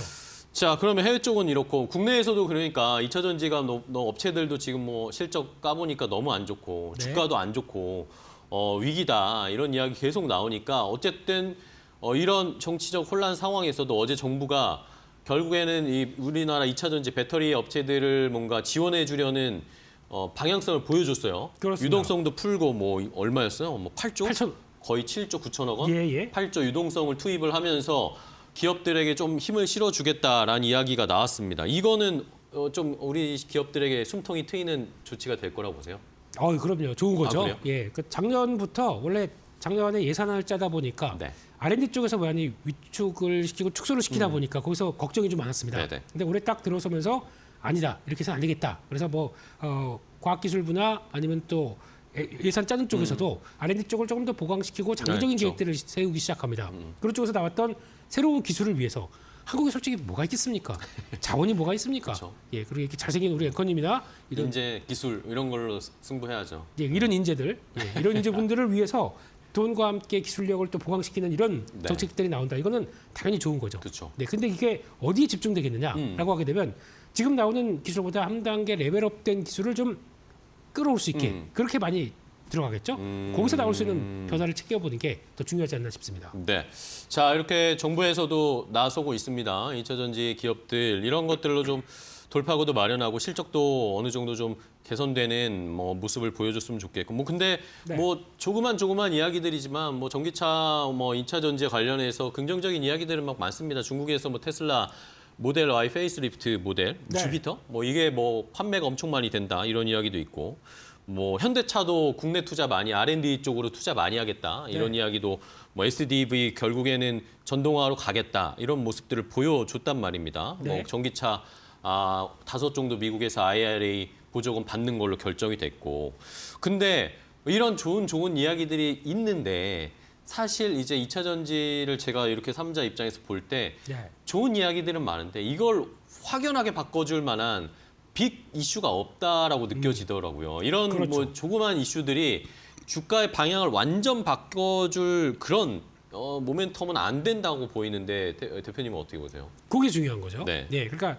앞서 이 뉴스 중에서 제가 보기에는 가장 중요한 게 그 페이스리프트, 그 테슬라? 테슬라의 모델 Y 주피터. 쪽에 주피터, 보셨습니까 그거? 네, 봤어요. 네. 그러면 그 차는 사고 싶으신 돈이 네. 문제인가요? 돈이 문제죠. 네, 그렇습니다. 주식 좀 파시고 네. 좋은 차 타세요. 그게 이제 모델 Y의 이 형체는 그대로 가지고 있고 앞뒤에 페이스만 바꾼 거잖아요. 앞에는 코나, 그렇죠. 뒤에는 포르쉐, 포르쉐 아니면 뭐 아이오닉, 레인지로버 뭐 이런 이야기 나오더라고요. 이런 식으로 네. 되긴 하는데 근데 중요한 건 그거 같습니다. 거기서 들어가서 뭐가 장점이 있겠느냐라고 네, 그러니까요. 봤을 때 일단 2170 배터리 그대로 쓴다고 하고 합니다만 거기서 강점이 주행거리가 확실하게 늘어난 게 아니라 초고속, 그러니까 고속 충전이 가능하고 거기다가 효율이 늘어납니다. 배터리 효율이? 예. 그러다 보니까 거기서 나오는 것들을 봤었을 때 아마 조금 더 생각보다 좀 많이 수요가 늘지 네네. 않을까라는 쪽으로 바라보면서 이제 중국 쪽에서도 그렇게 또 강하게 수요가 나오는 거죠. 그게 만약 그대로 가기 시작하게 되면 중국은 이제 1분기나 2분기 쪽에서 인도량이 계산이 될 거고 하반기는 유럽, 북미 쪽으로 계산이 될 거고 그러면 테슬라 잘 팔리면서 전기차가 잘 나가는 거에 따라서 수혜를 받는 쪽들 이게 또 찾기 시작할 거 아닙니까? 그렇게 되면은 원래 좀 개선된 2170 모델에 네. 들어가는 게 첫 번째로 LG 에너지 솔루션, 파나소닉 이거 그대로 들어가겠죠. 네, 거기다가 또 양극재는 또 들어가는 거 LNF가 들어갈 거고 음극재는 이번에 실리콘 음극재가 들어갑니다. 그러다 보니까 대주전자 재료 이쪽이 요즘에 그렇게 강한 거죠. 그래서 이걸 무슨 얘기를 드리고 싶으냐면 네네. 이게 만약에 이게 테슬라 Y 샘 모델이 잘 팔리다 보니까 와 LG 에너지 솔루션이 가야 된다 이게 아니라 대주전자 재료가 갑니다. 그렇다는 얘기는 그래요? 제가 아까 말씀드린 것처럼 그러니까 이차전지가 가면서 움직이는 여러 가지 변화가 섹터가 다 가는 게 아니라 네. 거기 처음으로 적용돼서 성장세가 완전히 뚜렷하겠다라고 되면 이런 종목들이 간다는 게 지금의 업황과 함께 좀 다른 쪽의 성장세를 보는 쪽들이 더 주도가 된다는 것에 대한 흐름이 아닐까 생각하고 있기 때문에 그러면 저희는 그런 걸 쫓아가야 되겠죠. 그런 걸 보시면서 아마 성과 나오게 되면 요게 좀 없던 시장에서 뭐 크게 열겠구나 이렇게 보시는 게 더 맞겠다라고 봐야 될 것 같습니다. 그렇네요. 네. 사실 뭐 예전에는 테슬라 올라가면은 따라가는 게 LG 에너지 솔루션, 뭐 LNF 뭐 이런 종목들이었는데 네. 최근에는 뭐 LG 엔솔은 거의 테슬라 연동이 안 되더라고요. 그죠? 그렇죠. 근데 오히려 대주전자 재료 같은 것도 실리콘 뭐 이런 쪽으로 조금 더 공부해서 들어가면 연관되는 걸 찾을 수 있다라는 말씀이신 거죠? 그렇습니다. 네. 그래서 네. 네. 그리고 이제 그러면은 또 트럼프 얘기를 안 할 수가 없잖아요. 전기차 2차 전지 얘기하면. 그렇죠. IRA 관련해서 뭐 전문가들 뭐 그래 이걸 바꾸기 쉽지 않을 거다. IRA 폐지 어렵다. 이런 이야기 많은데 대표님은 어떻게 보세요? 네, 근데 이게 가장 큰 2차 전지를 못 가게 하는 부담인 것 같긴 합니다. 그게 이제 여기까지 끌고 왔고, 네. 그러니까 지금 정책적인 불확실성, 네. 실적 두 가지 때문에 그런데 그럼 둘 중에 하나. 그러니까 만약에 뭐 IRA 폐지를 하고, 그다음에 뭐 AMPC는 좀 놔둔다, 뭐 이런 쪽으로는 얘기는 나오고 있는데 혹시나 뭐가 됐든 간에 어떤 쪽으로 정책이 결정된다. 그러면은 불확실성에 대한 얘기는 빠지지 그렇죠. 않을까요? 일단 그 다음으로 방향성을 잡을 수 있으니까. 그렇죠. 그러니까 네. 악재가 두 개 있었는데 한 개가 사라진다. 그러면 좀 숨통은 트일 수 그쵸, 있겠다라고 바라보면서 그러니까 다음 주죠. 예. 네. 가십니까 미국에? 예. 당연히 못 가시고요. 네. 방송하셔야죠. 네. 예. 거기서 나오는 얘기들하고 행정명령 가보셨나요? 나왔었을 때 네. 나오는 변화 보고 그 다음에 대응을 하자. 그건 조금 기대감이 높을 것이다라고 보는데, 근데 그게 그래서 만약에 주가가 만약에 탁 튀었다. 네. 그러면 그게 이제 시작은 아니지 않습니까? 그쵸. 여전히 실적과 관련된 걸 고민을 해봐야 되다 보니까 그러면 1차적으로 한번 탁 튀게 되면은 그때 조금 좀 고생했던 것들 같은 경우는 좀 정리할 거 좀 정리 좀 정리하고 하고. 예 그리고 다시 보시는데 그 중에서도 아까 말씀드렸듯이 종목으로 보시는 게 좋겠다. 소섹터와 종목으로 보시는 게 좋겠다. 거길 보셔야 될 것 같습니다. 알겠습니다. 네. 어쨌든 트럼프가 빨리 취임을 하고 나서 이거에 대한 뭔가 결정을 줘야 되는 것 같아요. 그게 네. 좋은 쪽이든 나쁜 쪽이든 이게 지금 방향을 못 잡으니까 주가가 힘을 못 받고 이슈 있으면 올랐다가 떨어지고 이런 패턴이 계속 반복되는 거니까 빨리 이거는 또 시간의 문제이긴 하겠네요. 빨리 좀 취임되고 결정이 돼야 될 것 같고. 취임식은 똑같습니다. 다음 주 월요일에 그쵸, 똑같습니다. 그쵸. 예. 근데 이제 트럼프가 어떤 이야기를 빨리 해줘야 되니까. 그렇죠. 네, 예, 그렇죠. 자, 그러면 이제 마지막으로 그러면 2차 전지 전략을 마지막으로 좀 세워주세요. 네. 지금 뭐 가지고 계신 분들 뭐 많은 분들이 지금 손실 중이신 분들이 되게 많을 거예요. 네. 그런 분들은 어떻게 해야 되는지, 그냥 이거 끌고 가야 되는지, 아니면 차근차근 조금 팔면서 정리를 해야 되는지. 그러니까 이게 가능하실지 모르겠지만, 네. 그러니까 K 증시에 살아남는 생존법 중에 하나가 그런 게 있습니다. 네.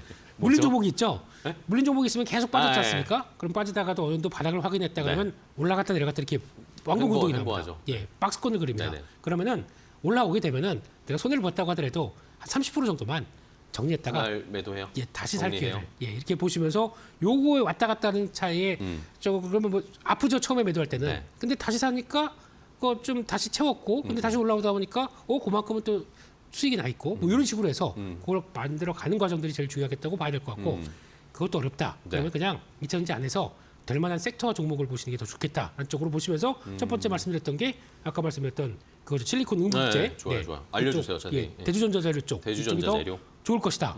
두 번째는 이번에 그래도 빠르게 어떤 투자를 하긴 하는데 그래도 여전히 제대로 투자가 안 돼서 네. 쇼티지가 날 쪽이 전구체 쪽입니다. 전구체? 네, 그래서 지금 오늘 보니까 에코앤드림이 주가가 가장 세네요. 에코앤드림? 네, 그럼에도 불구하고 에코프로 멀티 같은 거 이런 것들 같은 경우도 전구체 쪽에서는 성과가 그래도 빨리 나올 수가 있다고 보고 있기 때문에 그러니까 가격은 그러니까 제대로 투자가 안 됐기 때문에 올라가겠죠. 네. 그에 따른 효과를 누린다라고 하게 되면 이것도 보시는 게 좋겠다. 그리고 또 마지막으로 세 번째는 네. 3월 초 가게 되면 이제 얼마 안 남았습니다. 이제 벌써 1월 중반이 다 지났어요. 네, 설을 지나면 뭐 2월 금방 되니까 또. 네, 3월 3일인가 5일인가 그런데 네네. 인터 배터리 2025. 예. 어떤 행사가 오랜만이시죠? 있죠. 예. 여기서 나올 수 있는 변화가 제가 보기에는 전고체 배터리. 전고체, 얘기를, 그러니까요. 많이 할 것 같습니다. 아까 정부에서도 이제 자금을 집행을 하면서 새로운 기술에 대해서 관심이 많다. 근데 그럼 국내 업체들이 그러면 그래도 성과를 낸다라고 하게 되면 뭘 투자를 하겠습니까? 그런 쪽에서 새로운 차세대 배터리로. 그런 걸 들어오기 시작하겠죠. 거기서 성과 나오는 거 보고 자금 들어오면서 기술력이 올라가기 시작하면서 우리가 주도하겠다는 쪽으로 나오게 되면 주가도 반응을 하겠죠. 그래서 그런 전고체 배터리 가장 센 게 뭐 이수 스페셜티 케미칼 이런 거 많이 보죠. 네네. 이런 쪽에서 그런 쪽으로 집중을 하셔서 보시는 게 더 낫지 않나 생각되고 있습니다. 알겠습니다. 네.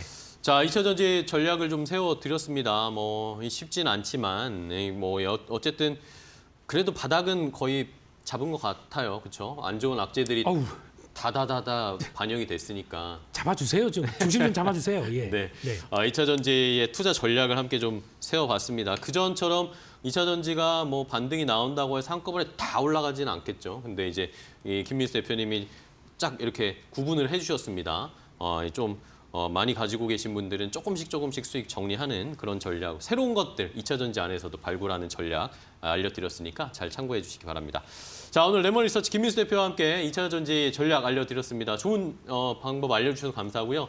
다음 시간에 또 뵙겠습니다, 대표님. 감사합니다. 네, 고생 많으셨습니다.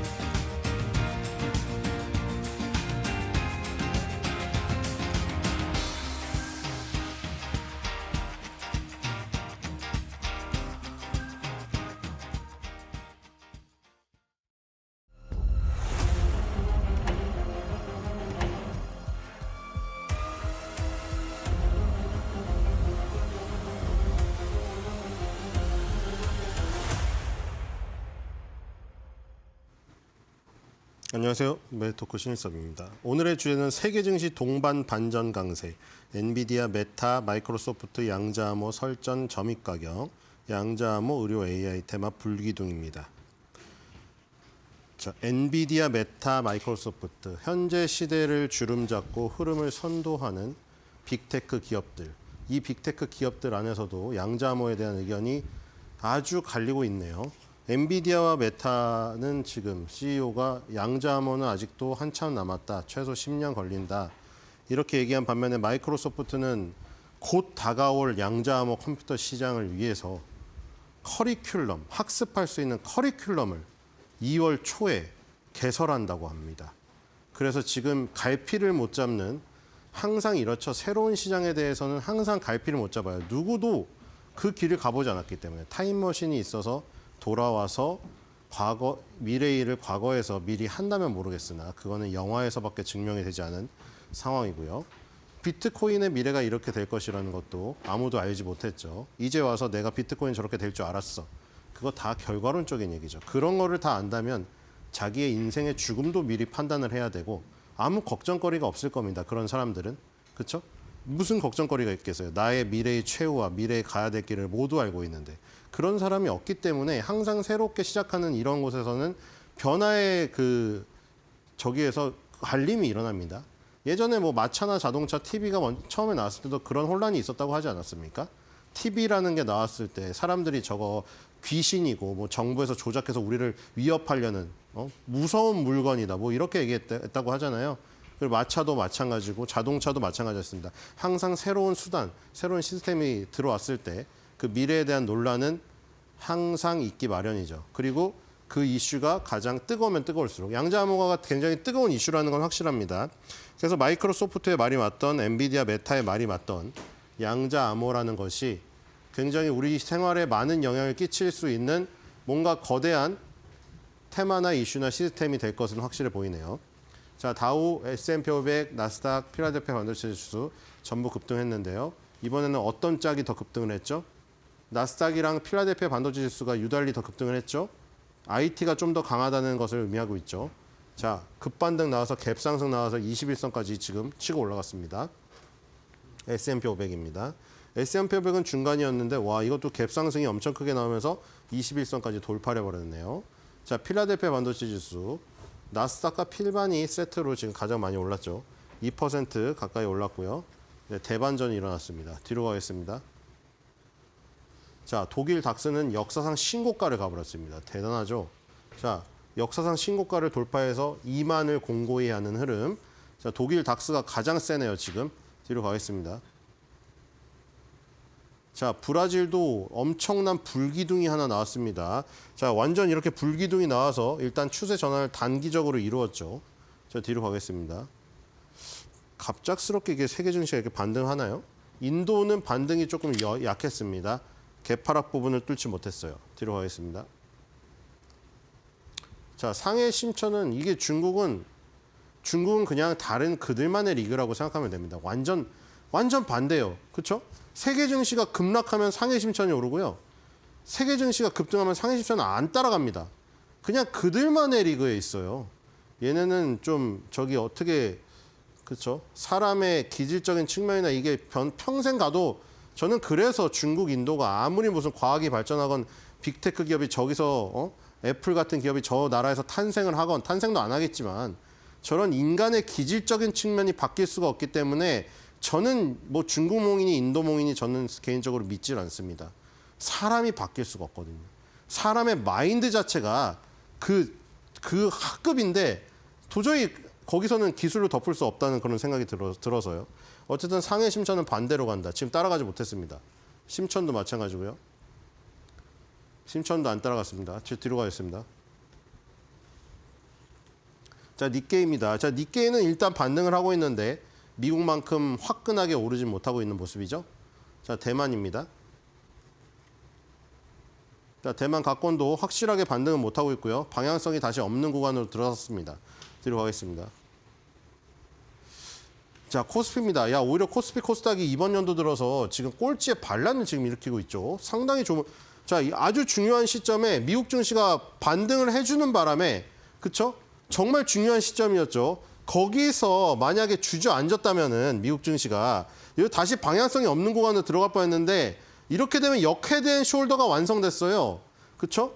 역헤드앤숄더, 머리가 지금 2개예요. 근데 역헤드앤숄더인데, 자, 머리가 2개 정도. 이 어깨가 이걸 어깨라고 치면 어깨, 머리, 어깨인데 여기서 한 번 더 어깨를 만들면서 위로 갈 수 있는 지금 흐름이 지금 나오고 있습니다.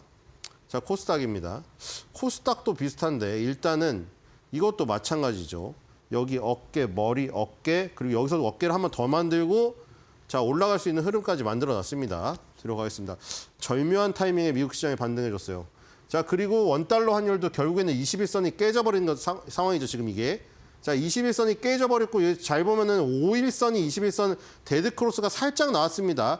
지금 여기서 말씀드린 대로 여기서 다시 상승해도 그림이 이쁘지가 않아요. 그쵸? 이쁘지가 않다는 거는 망가졌다는 얘기죠. 그 얘기를 이미 드렸습니다. 여기서 상승을 하더라도 상승의 제가 이쁘지가 않아요. 11선에서 계속 올라가는 모습까지는 이뻤는데 여기가 붕괴되면서 흐트러졌죠, 전열이. 자, 결국에 이 흐트러진 부분이 빈틈이 나오면서 코스피 코스닥의 상승을 가져왔습니다. 정말 다행이죠. 뒤로 가겠습니다.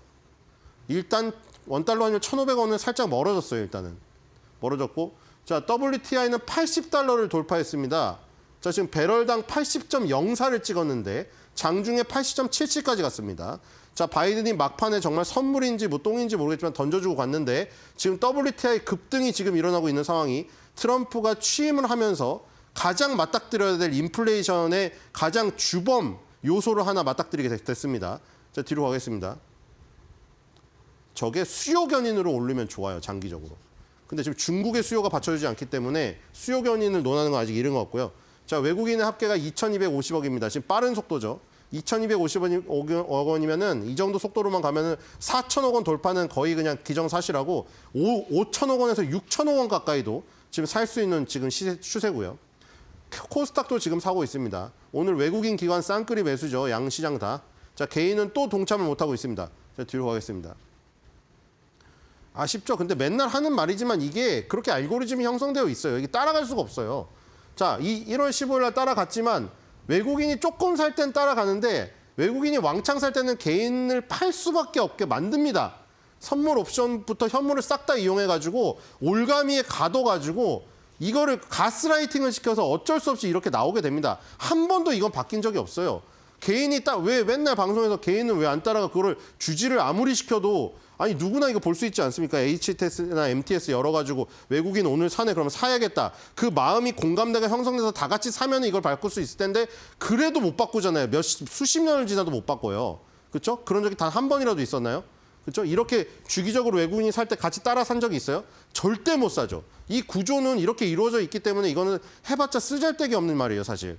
그렇죠? 개인이 왜 안 따라가? 개인이 왜 안 따라가는 말을 저만 하는 게 아니라 AI도 하고 수많은 사람들이 개인 투자자한테 알려줘도 안 되잖아요. 안 돼요, 그거는.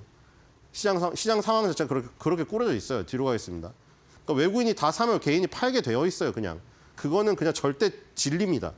어쩔 수가 없는 거고요. 이 불가항력이라고 생각하시면 되고요. 자, 미국 같은 경우에는 지금 전반적으로 다 반등했는데 테슬라가 무려 8%가 급등했네요. 유나이티드 헬스그룹은 혼자 마이너스를 했죠. 그 방어주적인 성격이 원래 있기 때문에 저래요. 뒤로 가겠습니다. 자, 일본입니다. 일본도 지금 전반적으로 다 오르고 있고요. 리크루트 홀딩스가 3.71로 가장 많이 오르고 있네요. 그다음에 소프트뱅크 그룹 3.4. 자, 통신주. 자, NTT 도코모는 통신주의 성격이 좀 더 강하죠. 근데 NTT 도코모가 우리나라 따지면 SK텔레콤이에요. 소프트뱅크 그룹은 사실 이 통신주긴 한데 그렇죠. 유선통신, 무선통신 다 하잖아요. 근데 저긴 사실 어떻게 보면은 손정희 회장이 투자를 어디 베팅하느냐에 언제부턴가 포커싱이 더 맞춰져서 그렇죠. 지금 영국의 ARM이라는 회사를 지금 갖고 있는 그게 더 부각이 되잖아요. 오히려 통신 사업보다는.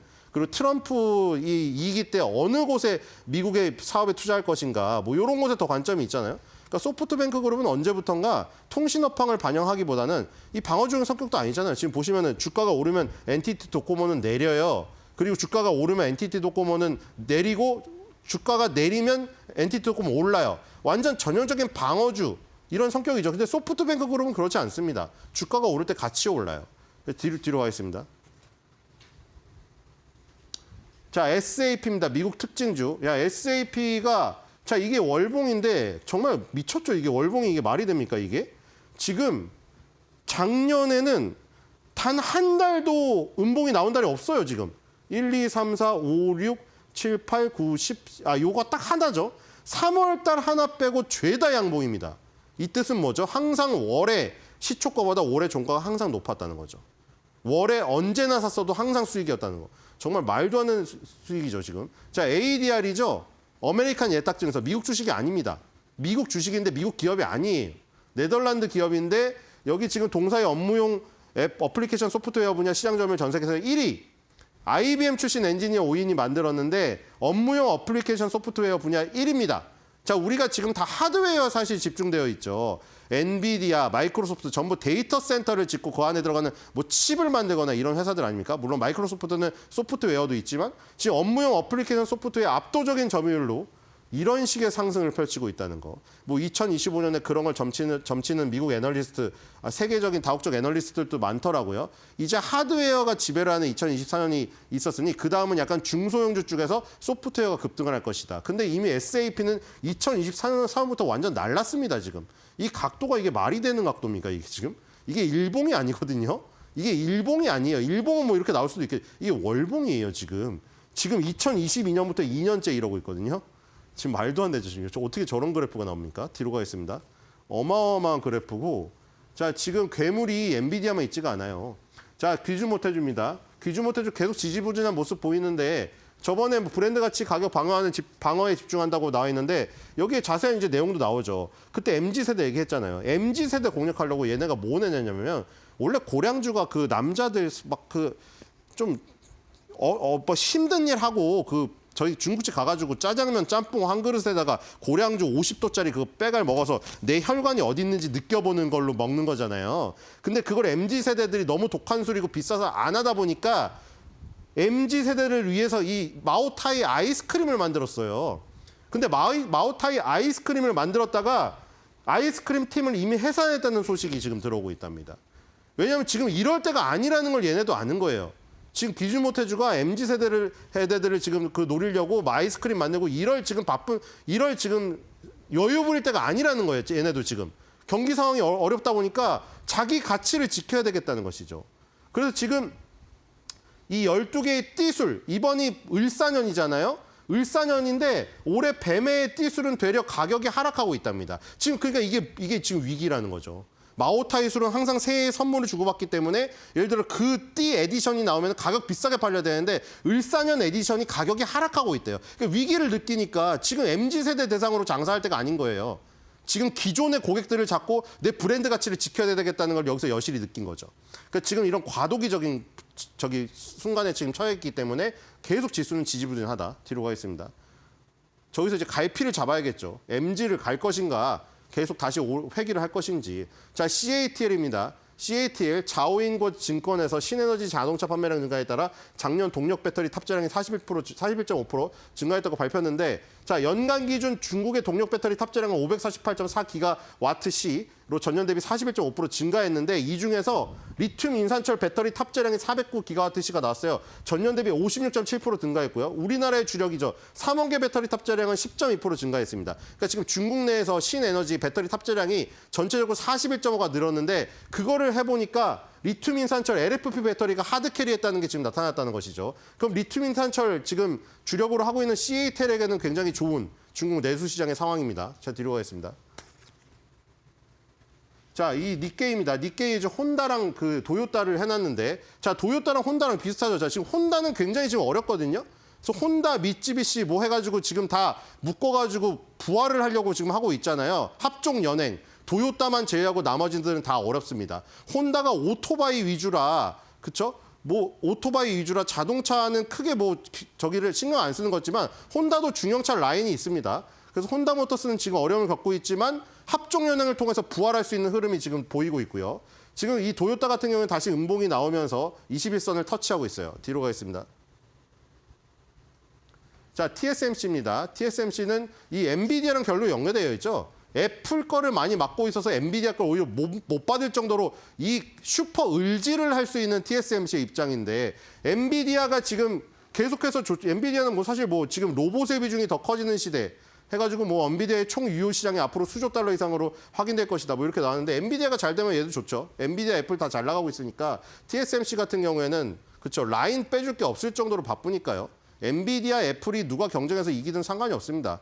누구 한 명만 잘 되면 되죠. 뒤로 가겠습니다. 자, 리크루트 홀딩스 오늘 일본에서 제일 잘 오르는 건데, 일본은 지금 굉장히 이 시장이 좋다는 거죠. 리크루트 홀딩스가 일본의 1위 채용 플랫폼이었잖아요. 우리는 알바몬, 알바천국 이런 건데, 사람인 HR 이런 종목 같은 건데, 리크루트 홀딩스가 잘 된다는 거는 일본의 고용 시장이 좋다는 걸 의미하겠죠. 뒤로 가겠습니다. 자, 우리나라에서 지금 양자암호 전선 의료 AI입니다. 아까 말했듯이 마이크로소프트는 또 양자암호에 대해서 우호적 발언을 했기 때문에, 자, 지금 서로 이제 적입니다. 엔비디아, 메타, 지금 마이크로소프트 양자암호에 대해서 다 거론을 하고 있습니다. 누가 부정적으로 얘기하냐 긍정적으로 얘기하는 차이만 있지, 양자암호에 대해서 얘기를 다룬다는 것만 자체만으로도 양자암호가 굉장히 중요한 이슈라는 걸 반증하는 거죠. 어떻게 보면. 그렇죠? 양자암호주가 계속 날아가고 있고, 그다음에 전선주, 그다음에 의료 AI입니다. 의료 AI 오늘 코어라인 소프트가 상한가를 갔습니다. 우리가 여기서는 사실 루닛, 뷰노 이런 종목들을 투톱으로 알고 있죠. 루닛, 뷰노, 딥노이드 이렇게 원래 3강인데 코어라인 소프트가 오늘 상한가를 갔습니다. 오늘 코어라인 소프트 한번 보겠습니다. 자, 이 레인보우 로보틱스는 이미 로봇주에서 갔는데, 얘네들은 어떻게 보면은 직접 만질 수 있지만 우리가 형체가 있는 로봇보다는 얘는 의사 선생님하고 같이 들어가서 판독을 도와주는 애들이죠. 사실 협동 로봇이라고 불리는 레인보우 로보틱스나 뉴로메카 같은 경우는 로봇 팔이니까 만질 수가 있잖아요. 얘네는 사실 만지는 그런 어떤 모양 디자인은 상관이 없는 애들입니다. 분석하는 애들이라. 그래서 어쨌든 얘도 그 광의의 로봇이죠. 크게 보면. 자, 여기서 지금 A뷰 LCS 이게 지금 네이처의 자매지에 좋은 소식. 독일의 지멘스가 지금 그 개발한 그 폐결점 검출 분석 소프트웨어보다 훨씬 더 좋은 성능을 지금 확인했다고 해가지고 상한가를 간 거거든요. 바로 이겁니다. AI 기반으로 폐결점 검출 분석 소프트웨어. 이게 의사랑 1대1로 들어갔을 때 효과가 가장 높다는 게 지금 증명이 됐거든요. 의사 2명 들어갔을 때, 의사랑 AI 들어갔을 때, 의사 혼자 들어갔을 때. 자, 아무리 유능한 의사라도 내가 그 전날 피곤했거나 아니면 좀 나이가 들어서 내 판독 능력치가 떨어졌다. 그럼 실수할 수가 있거든요. 똑같은 엑스레이나 CT나 이걸 보고도 놓칠 수가 있어요. 그걸 보완해주는 역할을 AI가 하는 것이죠. 그래서 여기 나와 있죠. 국제학술지에 등조한 연구에서 지멘스의 체스 CT 익스플로러보다 폐암의 조기 검출에 중요한 모든 영역에서 뛰어난 성능을 입증했다. 이것 때문에 지금 상한가를 간 겁니다. 어쨌든 루니, 뷰노, 딥노이드, 이 코어라인 소프트까지.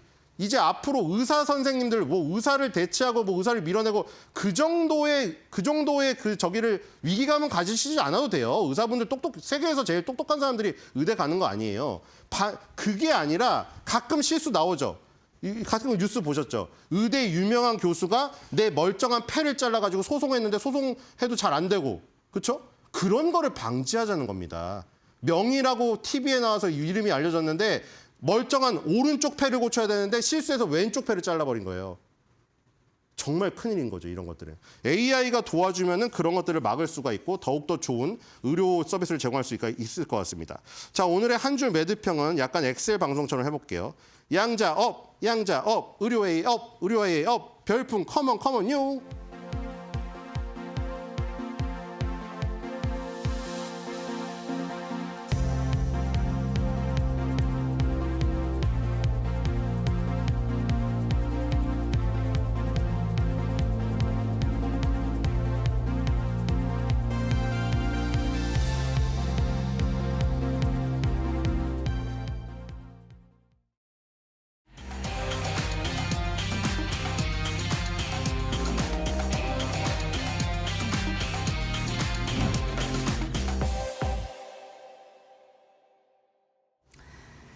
네, 대담한 대담을 시작하겠습니다.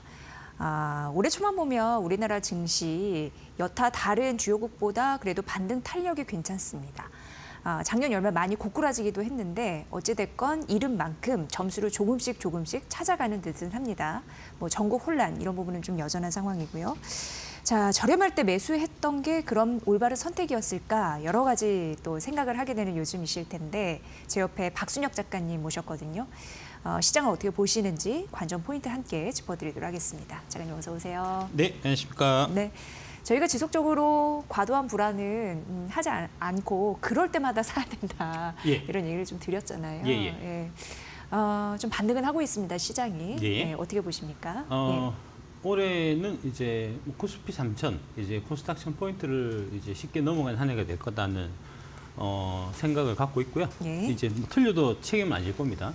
하여튼 뭐 그렇고 오늘 준비한 얘기 말씀드리겠습니다. 예. 12월 3일 이제 비상계엄 사태가 있었는데 이제 그로부터 오늘이 총 44일 지난 시점이에요. 예, 이 44일 경과한 시점에 이제 중간 점검을 한번 해보자 하는 취지로 이제 자료를 준비했고요. 보시면 12월 11일 나니까 이제 비상계엄 사태 터지고 나서 이제 한 일주일 정도 지난 시점에서 제가 요 방송을 했었는데, 예, 다음 넘기시면 과거 사례를 쭉 보면 결국은 이제 이 주식시장의 하락은 이제 일상적인 현상들이기 때문에 이제 뭐 이 그 12월 11일 당시에는 이제 비상계엄이라는 사상 초유의 사태를 겪은 이제 이 투자자들이 마음이 되게 동요되고 불안하고 이제 공포에 빠지고 그렇겠지만 지나고 보면은 그게 이제 과거 사례하고 마찬가지로 이제 동일하게 움직일 거다 하는 말씀 이제 그래서 제가 드린 거고 가장 중요한 부분은 뭐냐면은 이제 이 주가가 떨어질 때 내가 주식을 갖고 있어야 주가가 오르는 시점에도 여전히 갖고 있을 수 있다는 겁니다. 그러니까 12월 11일 무렵에 아주 이제 불안에 떨어갖고 주식을 팔았다고 하면 그때 파시는 분들은 아마 이제 이 불안하고 주가 계속 떨어지니까 이제 좀 더 떨어지면은 내가 최고 바닥에 사서 그때 이제 사면은 더 싸게 살 수 있지 않겠나 하는 생각으로 아마 이제 그때 정리를 하고 그렇게 하셨을 텐데 이제 그분들한테 다시 물어보면 그래서 지금 여러분이 주식을 갖고 있냐 물어보면 아마 안 갖고 계실 겁니다. 당연히 네. 그렇게 되는 거거든요. 그래서 떨어질 때 주식을 파는 거는 이 공포에 휩쓸려서 파는 거는 이제 언제나 최악의 결과로 이제 다가올 이제 가능성이 많고요.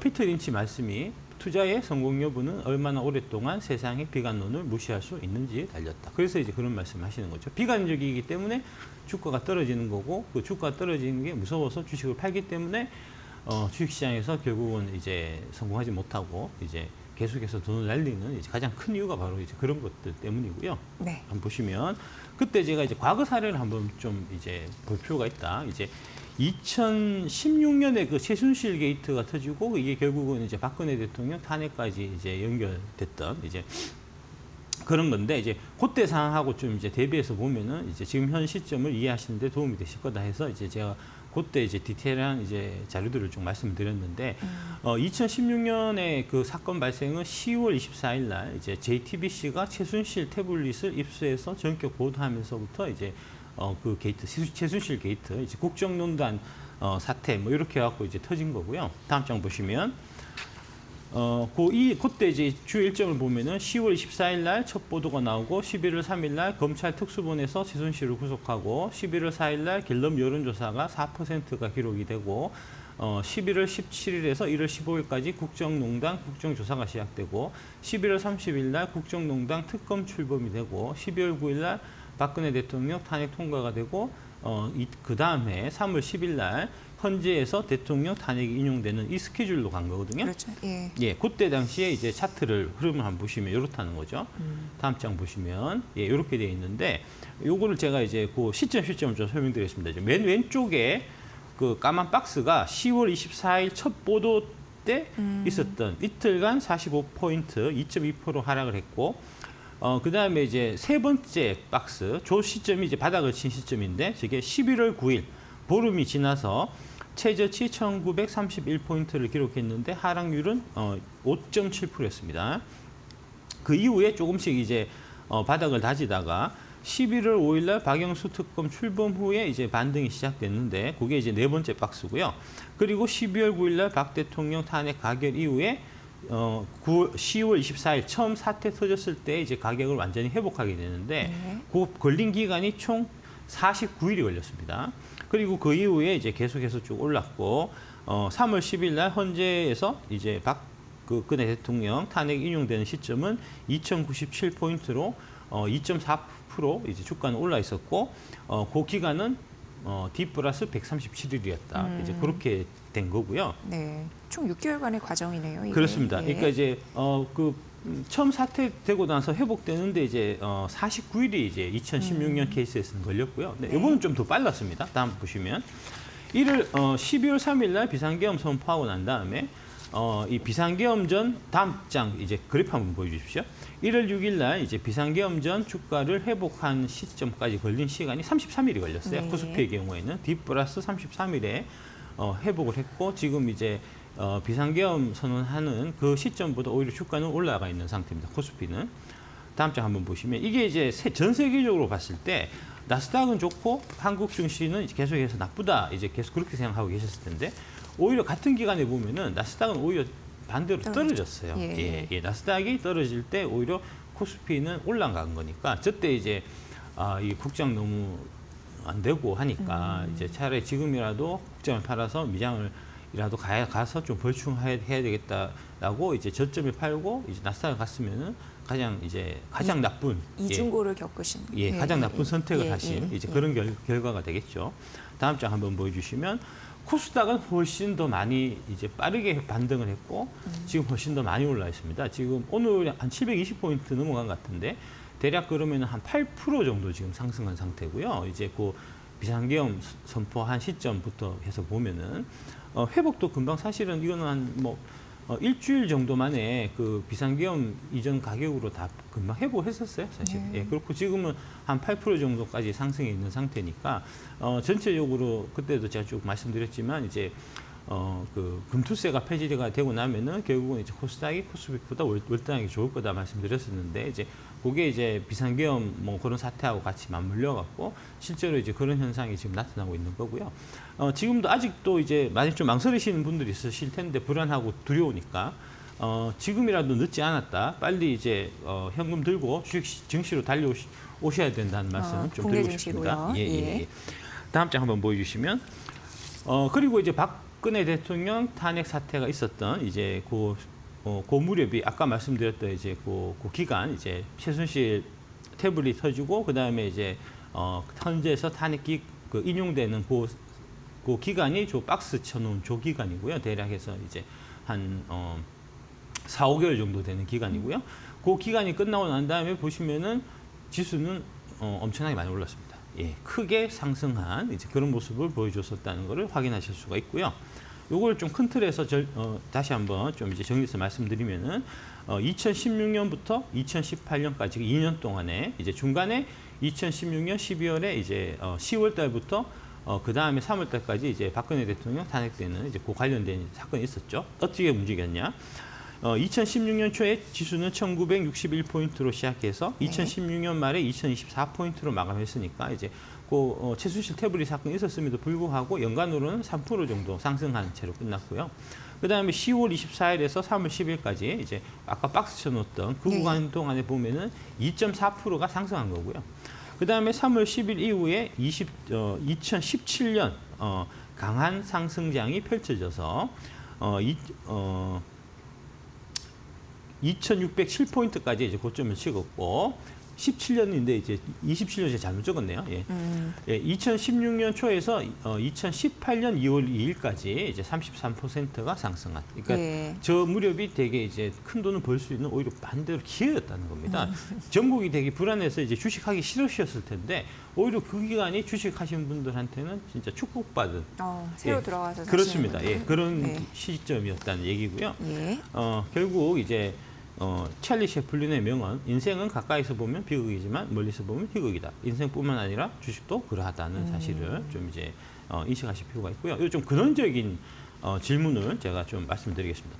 이렇게 이제 정치적으로 왜 최악의 상황에 지금처럼 이제 한 치 앞을 내다볼 수 없는 불안한 상황에 오히려 증시는 반대로 오르는가 하는 거죠. 이제 그 이유는 이 세 가지인데.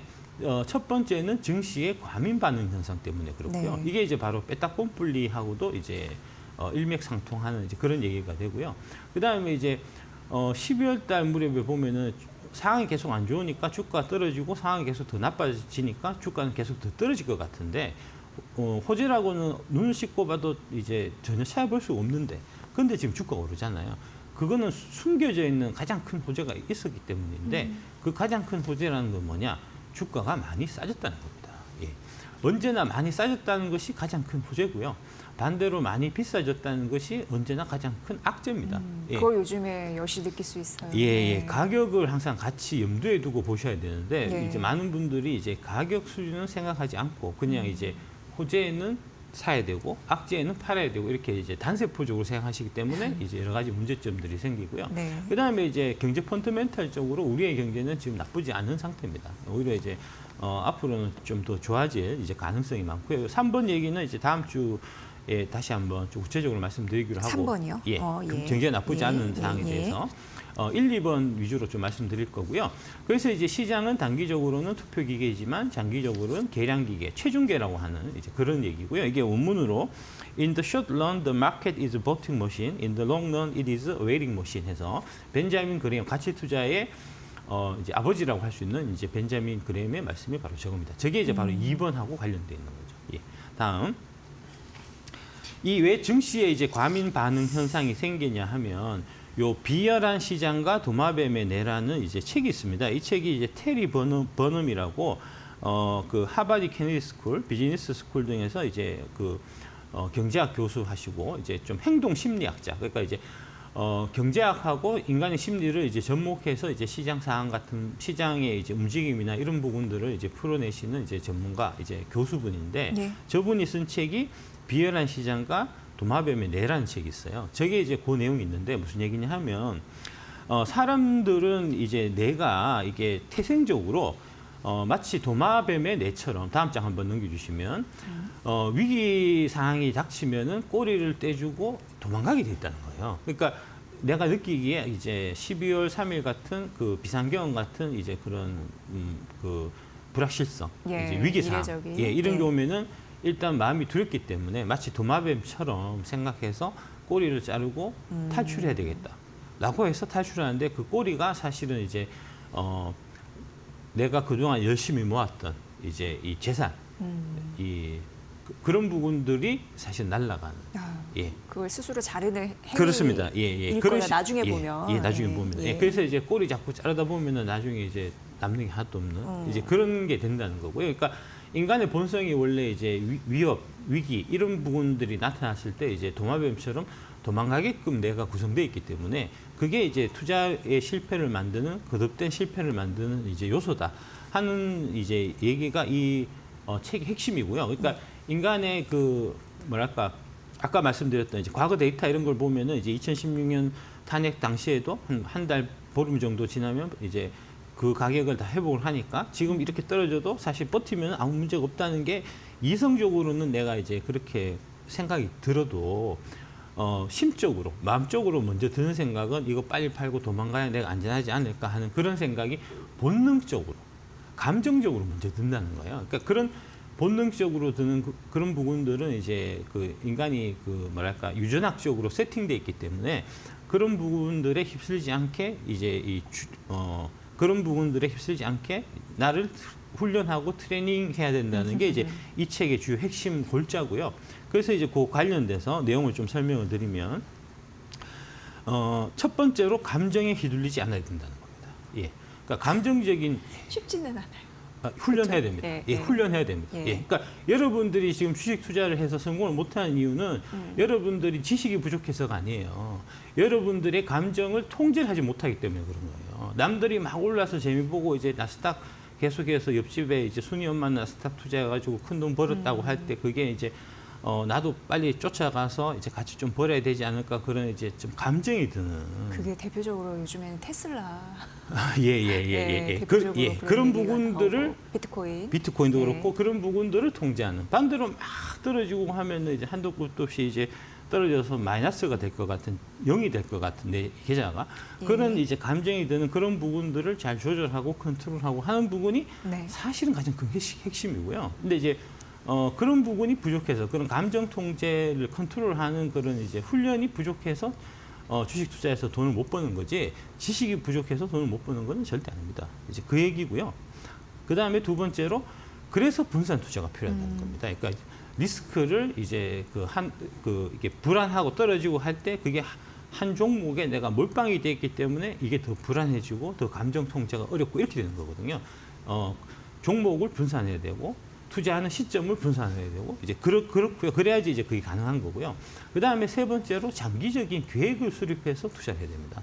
보통 보면은 뭐랄까 이제 되게 즉각적으로 그러니까 이제 충동적으로 이제 투자를 해서 느낌대로 이제 많이들 가시기 때문에 그래서 이제 그 12월 4일 이제 비상계엄 사태 이런 것들에 내가 이제 휩쓸릴 수밖에 없는 이제 그런 구조가 되는 거고요. 그 다음에 네 번째로 시장의 비이성적인 변동성을 활용을 해야 되는데 보통 그 비이성적인 변동성에 휩쓸리고 여러분들이 비이성적인 변동성을 만드는 주체가 되기 때문에 네. 예, 그 반대가 돼야 된다는 거죠. 그러니까 이제 12월 4일 비상계엄 같은 사태가 터져서 주가가 폭락할 때 역으로 그걸 이용해서 이제 저가 매수를 해야 되는데 오히려 거기에 이제 이 뭐랄까 동료가 돼서 있던 주식을 던져버리니까 주가를 떨어뜨리는 본인이 이제 그 주체로 작용을 하니까 이제 그러니까 발전이 없는 거고요. 그리고 다섯 번째로 이 부분은 결국은 자기 감정을 절제하고 통제하고 하는 거기 때문에 훈련을 해야 된다는 거고요. 자기 훈련과 학습을 통해서 이제 감정적으로 이제 마음이 가는 대로 투자하는 이런 습관은 빨리 버리셔야 된다. 이제 그 얘기고요. 요 다섯 가지 얘기들을 이제 한 줄로 요약하면 다음 장에 보시면 바로 이 얘기입니다. 결론적으로 워렌 버핏이 말씀하신 다른 사람들이 욕심을 부릴 때 두려워하고 다른 사람이 두려워할 때 욕심을 부려라는 거죠.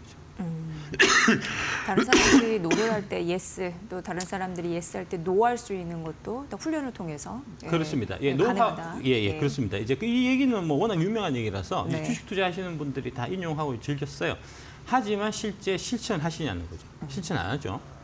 어려우니까 그런데 또 훈련을 또 열심히 해야 될 것 같습니다. 그렇습니다. 자, 올해 3,000피도 간다고 하고. 예, 본인을 되돌아보셔야 되고요. 예. 예, 본인이 지금 하고 있는 행동을 스스로 이제 되돌아보셔야 되고요. 다른 사람들이 욕심을 부릴 때 두려워하고 다른 사람이 두려워할 때 다른 사람이 욕심을 부릴 때 두려워하고 다른 사람이 두려워할 때 욕심을 부리는 게 어려운 이유가 뭐냐 하면은 예. 다른 사람들이 욕심을 부릴 때 나 혼자 두려워하고 반대로 다른 사람들이 두려워할 때 나 혼자 욕심을 부리면 왕따 돼요. 네. 왕따 되는 게 무섭고 겁나고 그렇기 때문에 거기에 휩쓸린단 말입니다.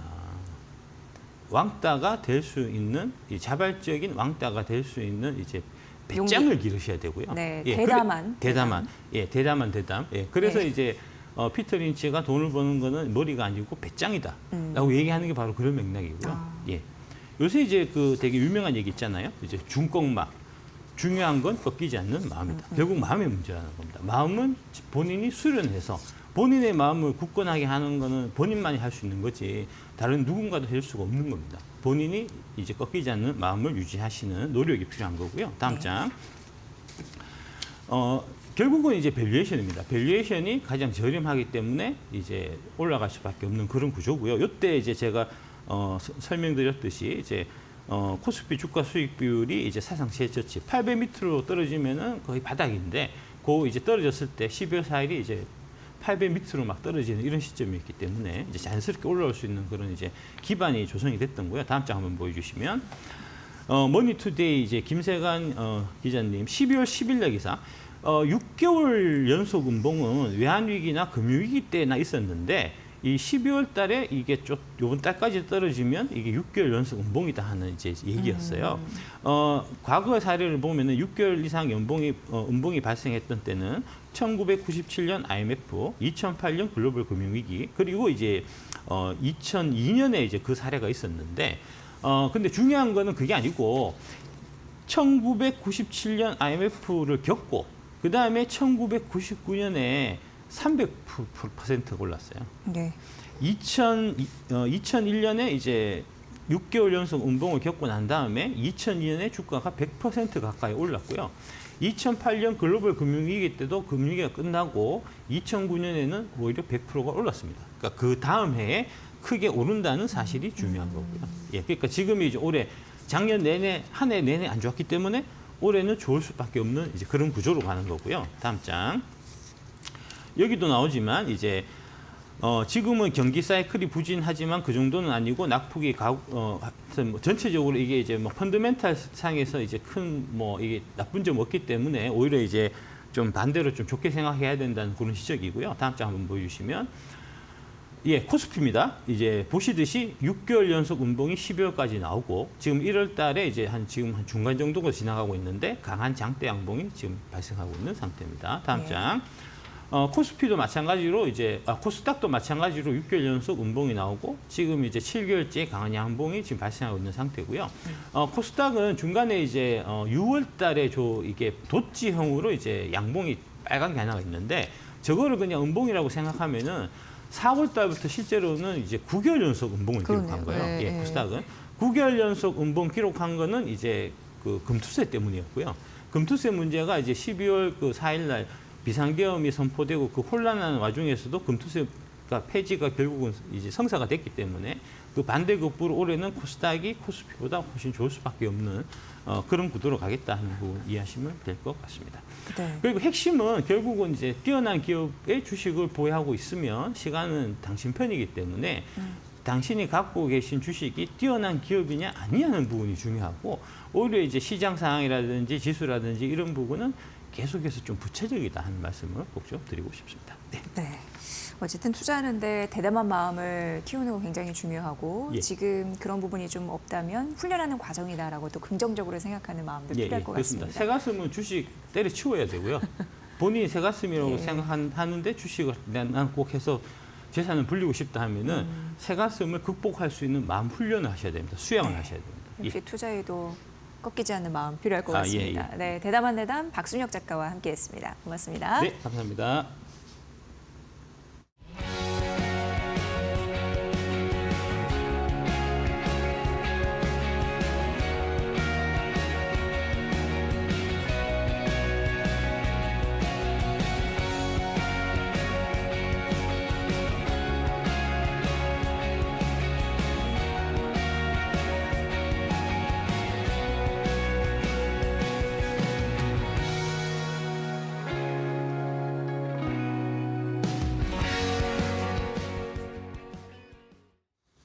자, 마켓나우 2부 오늘 저희가 준비한 소식과 정보는 여기까지 전해드리도록 하겠습니다. 네, 저희는 내일 이 시간에 여러분을 또 뵙겠습니다. 오후까지 성공 투자하세요. 시청해주신 여러분 고맙습니다. 고맙습니다.